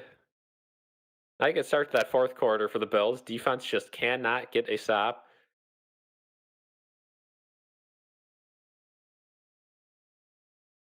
But the Bills have been here before. This is a cool, calm, collected offense. Hopefully, we can get a good return and get set up in good field position. Again, you just see the difference, right? The Dolphins are doing all sorts of trick plays, all sorts of crazy routes to stay in this game. The Bills have just been running the simplest of simple offense. So maybe now you gotta reach into the cookie jar a little bit and pull out a trick play. I don't know. Or do you just start letting them air it out? It doesn't seem like anything's been getting open downfield. And again, I hate to bring up the receivers, but they don't have that guy, that trustworthy guy to go to. They got a lot of very good receivers. Codrington takes a knee in the end zone. Smart decision. It was a deep kick. So that'll go out to the 35, which they should do every time he catches it in the end zone. Here we go. 12:18 to go. Big offensive drive coming up for the Bills. The Bills have been running the ball on first down quite a bit, especially to start drives. 10-day rest after this. Yeah, that'll definitely help the injured guys out the most. And of course, the guys in this game playing will get extra rest as well. I'm sure with these guys, like again, it's early on in the season. Nobody should really be feeling the fatigue, but it's the NFL. So you play an NFL football game and you don't get that full rest, you're going to be sore. No matter if it's week 3 or week 10 or week 18.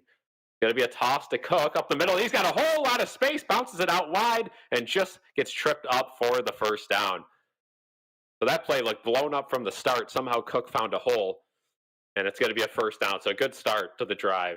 I was about to get really mad that they ran that, but Spencer Brown with a clutch block opened up a late hole for Cook to find. Was able to reach across for a first down. So they're already at the 46. Another run-heavy formation. Allen hands it off to Cook up the middle, and it goes for nothing. again, just a wasted play. You know it's a run up the middle. You can see it from on TV. And again, if you're ever a fan or somebody watching the game from the stands and you see something, you can guarantee these NFL veteran coaches and assistants are picking up on the same thing.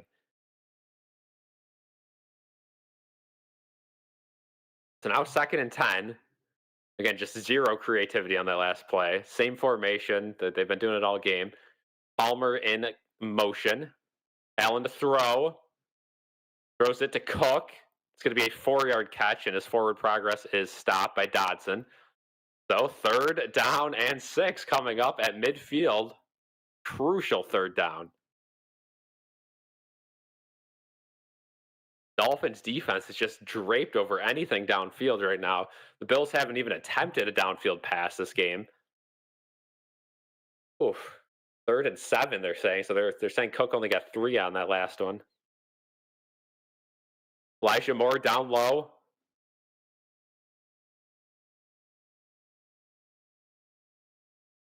Allen takes a snap. Dolphins send some late pressure, and they get it into Elijah Moore, but it's dropped. Deflected, and 4th and 7. Jack Jones on the coverage.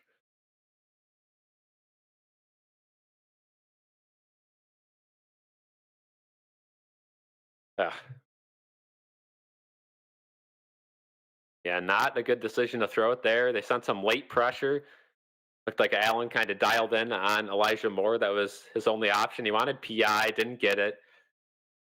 And now the Bills got to punt it. So let's see if Johnston can pin him deep. Just disgusting offensive play calls. Zero creativity.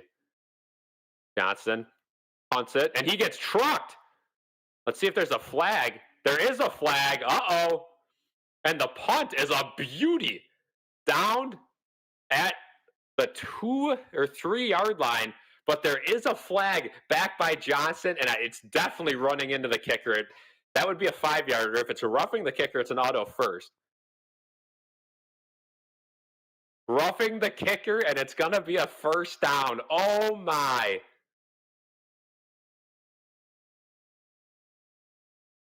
And if you're Johnston, you're not even celebrating that because you just had a monster punt that's not going to go on the stat sheet.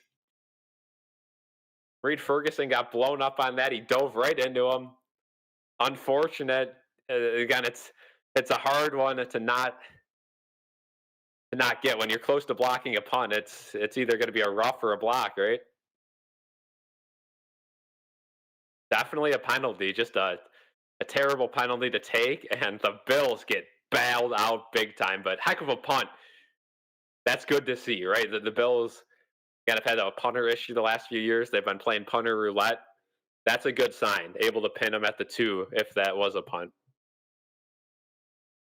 John says, what's the field position? Welcome to the stream. A 35-yard line now of the Dolphins. Cook on 1st down runs it up the middle for a gain of 5. Spencer Brown gets rolled up on the play, but he hops right back up. No concerns there. Wow, and that's something if you're, that's something you'd see if like the Chiefs are playing, right? And it's like a roughing the kicker. Elijah said both of his favorite quarterbacks are playing. Yeah, I like Tua too. And Tua is a very respectful guy, very charitable guy. 2nd and 4. It'd be a toss to Cook up top, and he gets tripped up. It'd be a gain of 3. So 3rd and 1. The Bills are in field goal range, but after that Prater missed field goal, they might be thinking 4 downs. 3rd and 1. Again, the Bills worried about this clock. Run, run, run, run, run, run, run. John says, answered the question. Josh has to change the calls and get a touchdown. Yep, I agree. Keep feeding the ball to Cook. Let's see. This time they give it to Ty Johnson up the middle, and he shoots forward for the 1st down and more. Down at the 20. 1st down, Bills in the red zone, and they're going to let that clock keep ticking.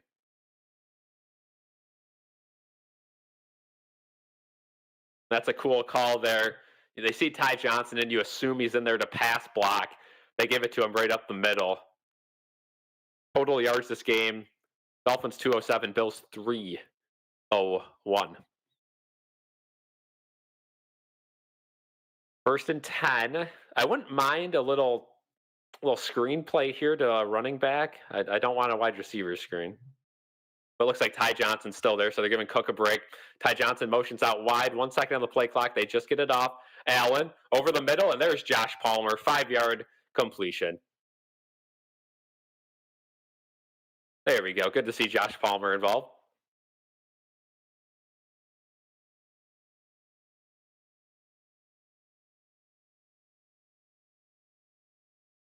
Second and 5. You know the Bills are going to run this one right up the middle, right? They want this clock to run. You know McDermott's philosophy. They're going to look for a run right up the middle, try to get 2 to 3 yards, make the third and manageable. Second and 5, Cook's back in the game. Peak zone with Shakir. They're actually going to throw it to Shakir. Good blocking. Shakir around the edge, and he's into the end zone for the touchdown. Stayed in bounds. And just like that, we can all calm down again. The Buffalo Bills back up by a touchdown. Great play design, peak zone bubble.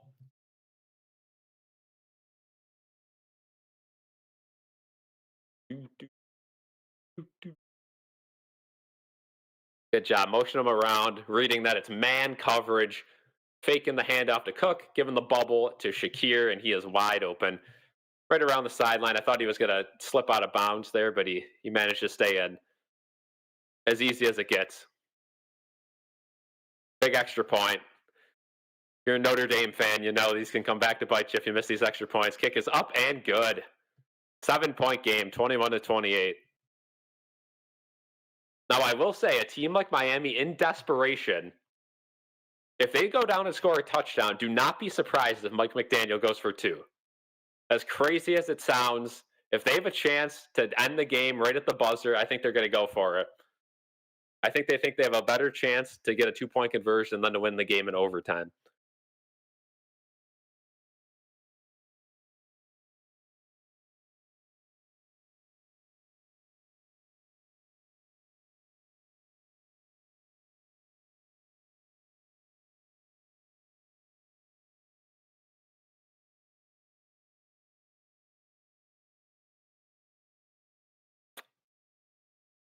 Back at commercial break. We're watching a tight game. Again, it's a divisional game. Right now, Dolphins are covering that spread. Yeah, Billy Buffalo 27, Dolphins 21. John says we can't stop them on defense. Not consistent. Yeah, I don't know. I don't know how much of it is McDermott and how much of it is Babbage. I'm still convinced that McDermott runs the defense from a scheme. And once you have that soft zone coverage scheme, there's not much Babbage can really do besides go out there and pick a number between 1 and 3. You could coach all week and say to look out for things. And I think they've done a good job of that. Like they've noticed a lot of those out wide throws, and if they're not tackling them, they're right there and they're just missing the tackle. So scheme wise, I don't think they're going to be able to change, but the little things I think they've hit on. They've been in the backfield. They just can't get their hands on Tua. Should be up by 10. That missed field goal. Yep, it's looming. It is looming. Yeah, keep using A-Chain in the pass game. And again, if you're like the Bills and you run a zone coverage, you don't have a man lined up on A-Chan, right? So unless you anticipate it right off the bat, he's going to keep getting open in the flats. And then you just got to read it.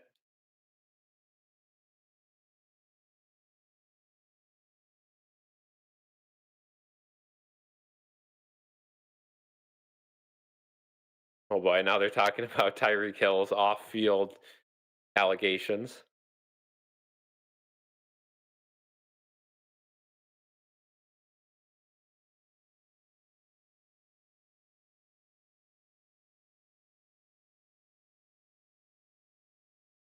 Prater will kick it back off. 7:17 to go.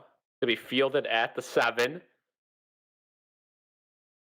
and returned all the way to the 37, 38. Eskridge, good return.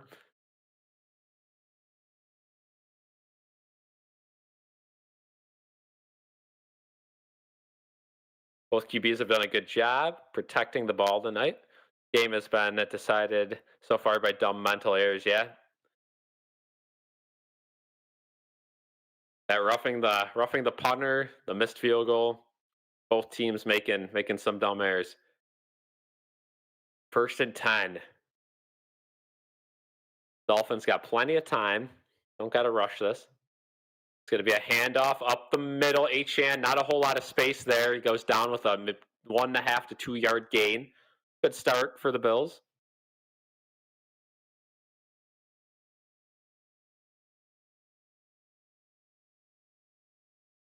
$105 passing yards for Tua is all he has, but he's getting the job done. Again, game managing.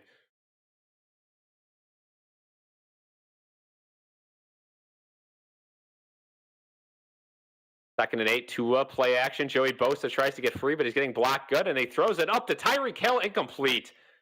Threw it a little bit too high for him. Tyreek Hill had to jump towards the sidelines, and it hit his hands out of bounds, and didn't even try to catch it at that point. Knew he was out of bounds. So 3rd and 8, just like that. Let's see if this Bills defense can have a big stop.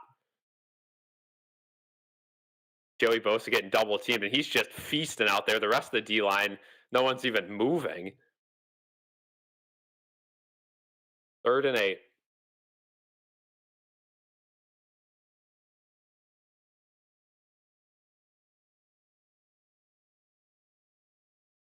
Bills showing pressure as they do on 3rd down. Let's see if they send any. They do. They send 2 extra guys. Tua gets it out wide to Waddle. He's wide open at the 50. Another zone coverage. The blitz doesn't get there, and Tre'Davious White, soft coverage, allows Waddle to catch it.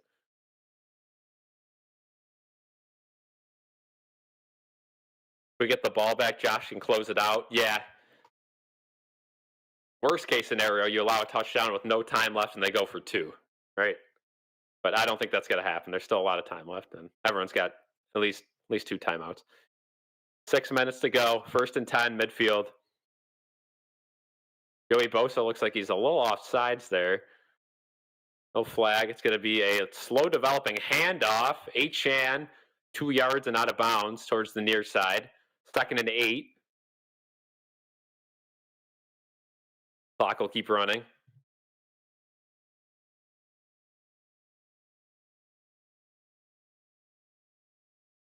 Yeah, the Buffalo Jills.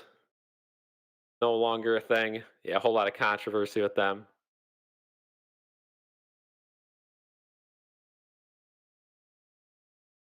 Babbage predictable. Yeah, again, I think it's McDermott. You could put anyone as defensive coordinator. They're still going to run on 3rd and long, soft zone coverage. It's tough.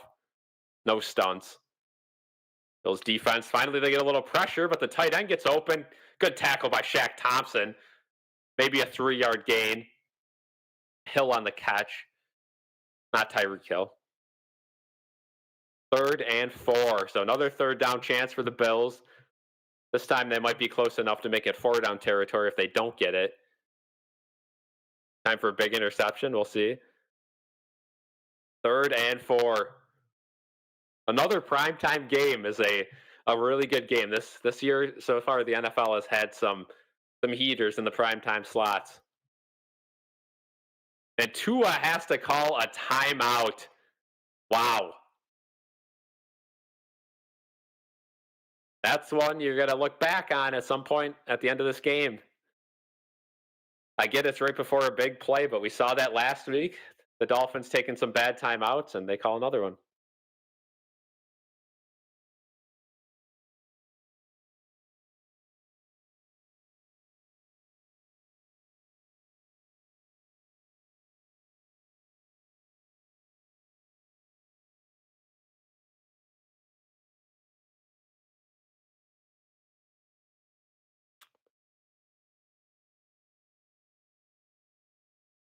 Yeah, again, with key pieces out on the defense, that plays a factor into it. But again, it's just that McDermott scheme, and of all teams to know what's coming, it's the Dolphins.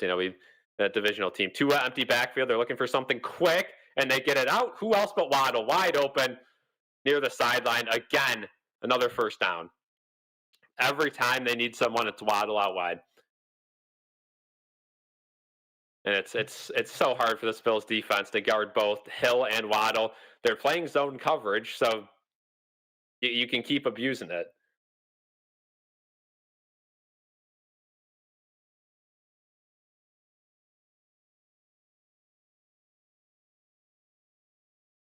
So with 4:35 to go, 1st and 10, both teams down to 2 timeouts.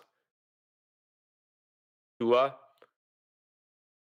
sends Gordon in motion. Now he's going to hand it off to him up the middle.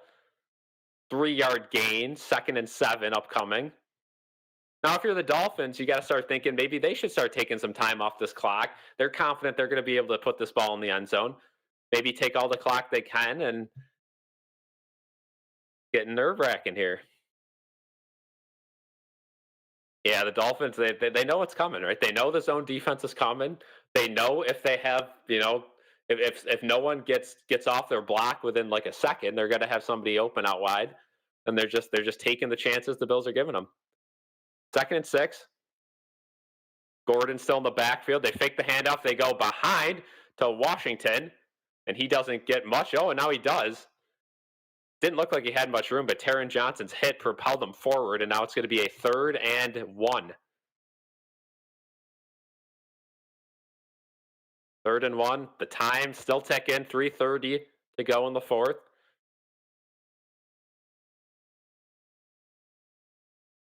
Again, guys, be sure to leave a like and subscribe if you guys are new. It looks like we're going to have a good end to this game. Wow, and after replay assist, they called it a 1st down. Interesting.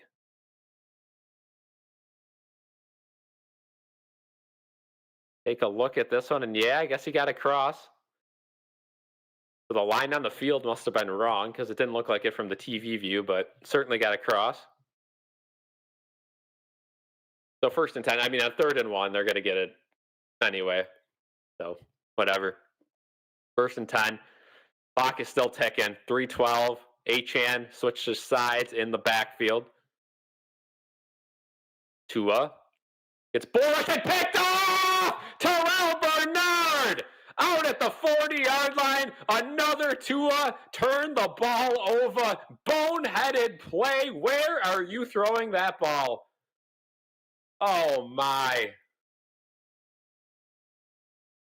Oh, my. A potential game-ending pick. Wow. Where is he throwing that ball? The Bills had a little bit of pressure in his face. Walker got through to block his vision, I guess, and Bernard jumped the route. Just a terrible decision by Tua. So the Dolphins, 2 timeouts and the 2-minute warning left. Oh, my. Maybe he still has a concussion. Hopefully not. Oh, that's bad. I mean, that is backup quarterback levels of bad. Wow. Yeah. Shout out to Walker getting in there, getting his hands up, and Bernard sniffing that one out. That looked easy. Maybe Bernard read it perfectly. We'll have to take a look at the replay, but from the live view and from the first replay we saw, it just looked like basically like you're playing jackpot in the backyard, just throwing the ball and seeing who's going to catch it. That was bad. Wow.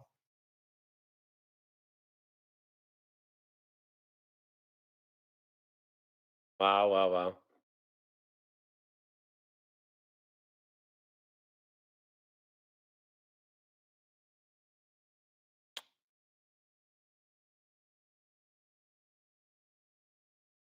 That is, I haven't seen something like that in a while.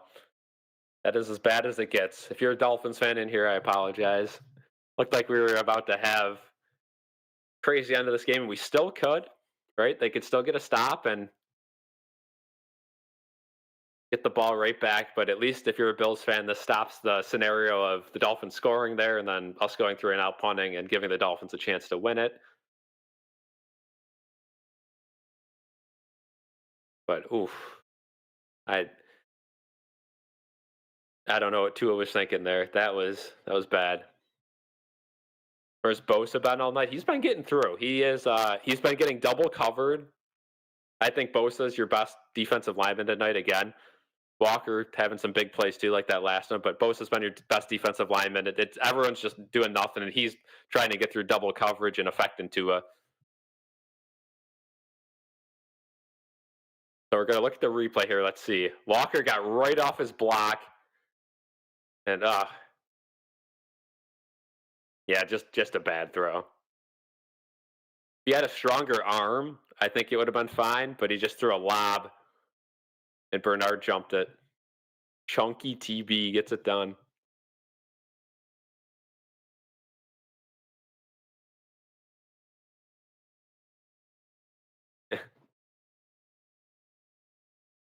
First and 10. It's going to be a wide out to Elijah Moore. He cuts it to the middle, and he's got the first down, but there's a flag. It's going to be a hold. And on a long developing run like that, certainly a hold. And Elijah Moore is not happy. That is a bad penalty to take. Set you back 10 yards on Kincaid. From the spot of the foul, at least, so maybe they get some yardage back. Maybe it's not a full 10 yards. But that's a bad one to take.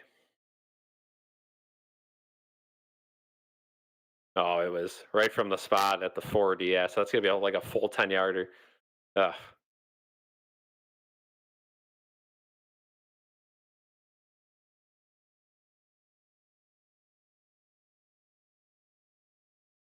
Yeah, Amazon Prime does a good job. I like watching the Prime Vision cast when it's not the Bills.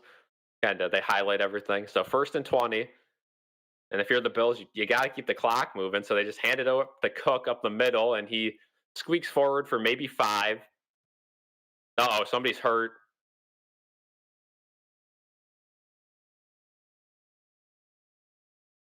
Dolphins call their second timeout. 2:49, but I thought somebody was hurt. Dawkins was motioning someone to come out. That should be really bad because that would give them their timeout back, but I guess not. Yeah, game is certainly not over, especially with that holding call. Now you expect the Dolphins to have another chance. This is a big second down and long. Let's see how bold the Bills try to get. Do they try to throw it here? Everyone's expecting them to just keep it on the ground, maybe out wide, keep that clock moving, force a timeout. The last thing the Dolphins expect is Allen to take a deep shot here and to ice the game. Second and 16.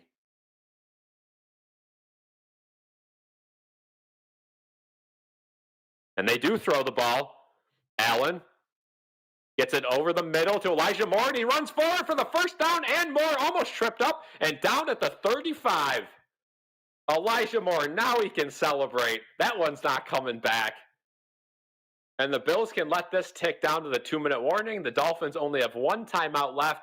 There we go. Finally, no more scared play calling. They do throw the ball. Allen gets the job done. Good job by Elijah Moore. That's almost wraps. Again, with the one timeout, it's not over just yet. But we'll head to the 2-minute warning. Up 7.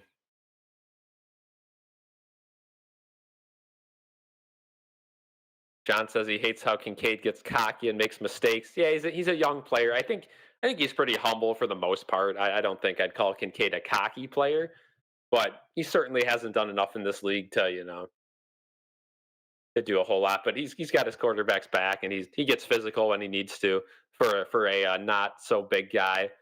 Big guy compared to the average Joe, obviously, but on the football field, he's not like one of the bigger tight ends out there. Motivating to see Coleman trying to block for more. Yeah, Coleman, Again, if it's not catching the ball so far this season, he's been a bigger force blocking. He's been a bigger force in every play. He's a bigger threat to catch the ball. Teams are respecting him, and that's leaving guys like Palmer last week, Elijah Moore this week open. So it looks like the Bills are going to avoid a scare. They're only going to win by 7. But again, most game spreads are 3, 4, 2. This one ended up being 12, but it's hard to win in the NFL by more than 7. It really is. You can't expect to beat every team by 30.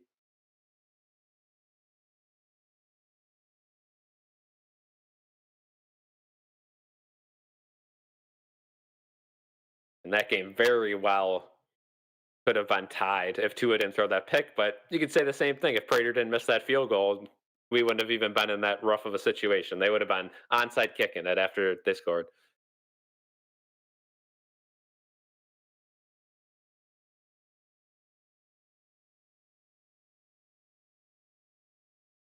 You're mad that Kincaid got the shout song changed to Mr. Brightside. Yeah, they're still doing the shout song, but they'll do Mr. Brightside after the game. I know that song. Some people love it. Some people hate it.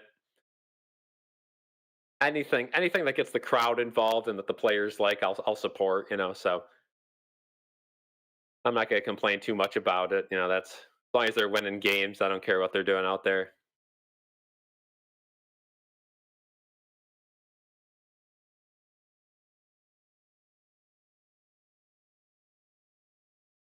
Yeah, especially in divisional games. Yep, it's hard to win big, and the Bills just did last week. So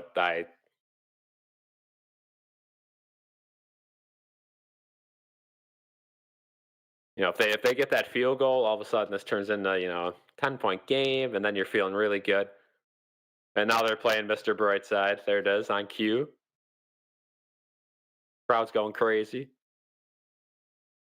Still a pretty packed crowd. Beautiful night for some football. Tickets weren't too expensive. I say that. Cheapest ticket was like $140, so still expensive, but for the Bills nowadays, not as bad. So 1st and 10. Bills are going to have to run an actual play. They're going to do a toss to Cook. It's going to go up the middle, gain a 2. I don't love that call, and I don't want to be nitpicky here, but why are we putting the ball, in the air like that on a toss? That could easily be dropped, easily be fumbled. Just hand the ball off, right? Dolphins call their last time out.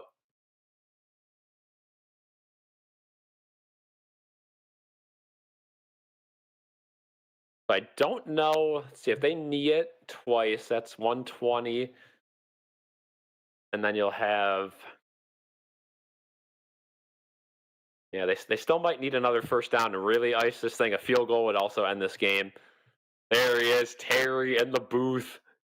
Our favorite guy in the world. There he is. Big Tear. The guy. And good. Let's go. Buffalo Sabres mentioned. Let's go.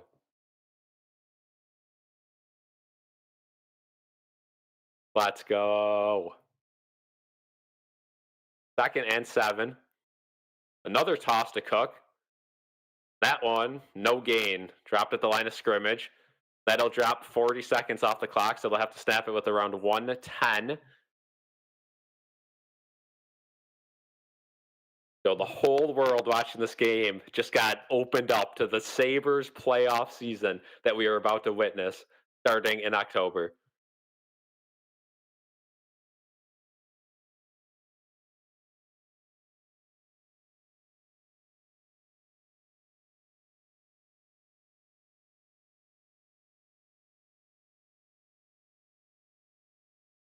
Yeah, got to get that Terry Pagula back poster. Allen's going to do a design quarterback run on 3rd and 7, and he gets tackled hard at the 30. And now Prater's going to probably march out here and try to win the game with a field goal. They're going to call a timeout at the very last second of the play clock, and just putting your quarterback in danger. I don't love it. Need to add a Bills emoji and a Cal emoji too.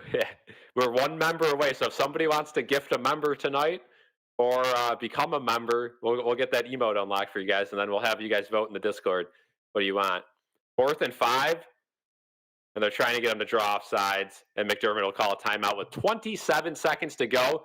This is a long field goal. I don't know what the best bet is here. You kick the field goal here and risk a miss. If the field goal goes in, it's over. Or do you dare punt it, try to pin him down at like the 1 and give him like 20 seconds with no timeouts? I don't know.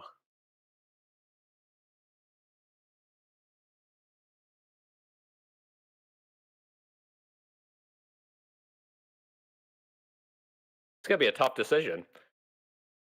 And if you guys are new, be sure to hit the like button and subscribe. Yeah, showing the wide right here. What are we doing?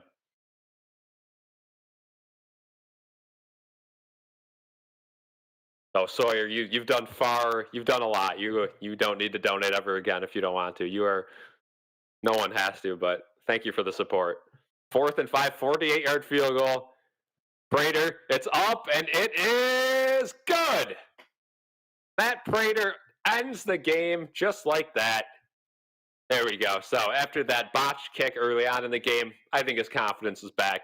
31-21. A missed field goal away from covering the spread. Bettors are going to be mad about that. No, they play the shout song. And the Bills will improve to 3-0. 3-0.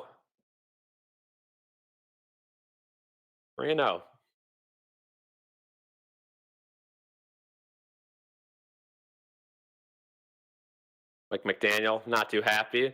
He knew if that field goal was no good, he was going to have a good chance. Enough time to march down the field, and especially with the weapons he has on offense, to chuck one up. Next Thursday night, they're promoting the Seahawks and Cardinals.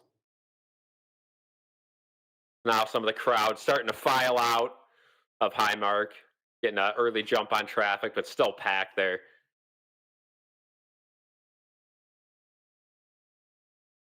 Yeah, showing the wider right, I guess. Yeah, just because it's a 48-yarder. They've been waiting a long time to show that.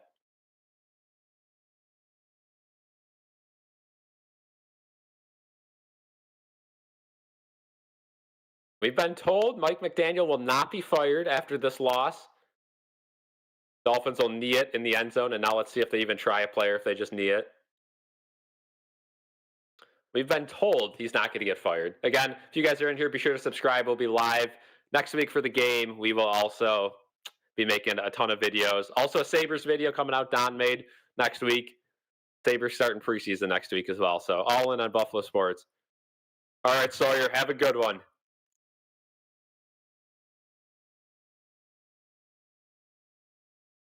Yeah, forget the Norwood kick. Definitely didn't see it. They anti-jinxed it. Tua, they're gonna keep playing here. Tua gonna go out wide to Connor. Out of bounds. That'll stop the clock with 16 seconds. About a 15-yard gain.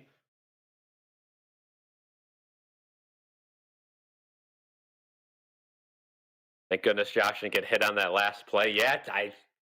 Again, running him. I get it. You know, he wants to get hit, whatever, but like, again, one bad hit away and he's got a broken rib or turf toe like Joe Burrow has, and he's out.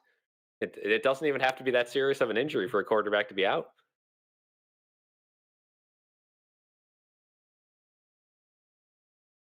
Tua chucks one up and almost picked off by Cam Lewis. Tyreek Hill was open. He's mad. That ball wasn't close to him. 11 seconds.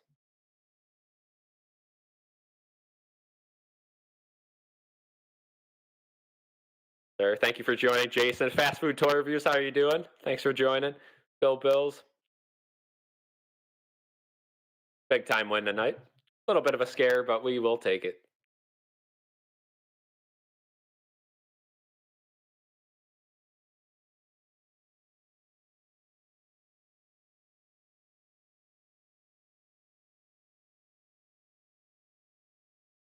And now a little out wide pass.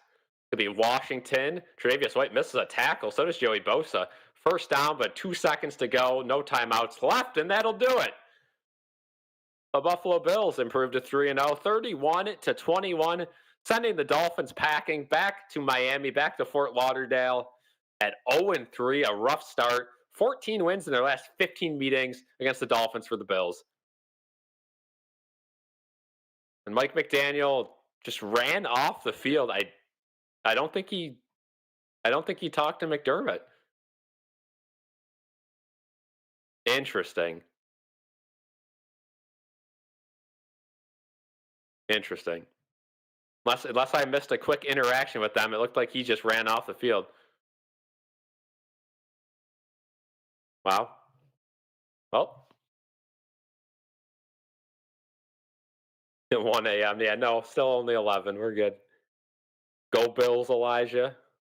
Yep, a scare, but better than boring, better than a loss. Whew. All right, ladies and gentlemen, that'll do it. We're gonna end the stream here. I will look into the screen until we end it here, and yeah, I gotta get up early tomorrow, so no long post game today. Just I'll give my thoughts real quick until it ends. Good game. Allen looked good. Didn't have to be Superman, which is always good. And the defense did just enough. Big pick by TB. Bosa looked good. Walker looked good. For more of my thoughts, listen to the podcast the next couple of days. And have a good one, guys. Peace out.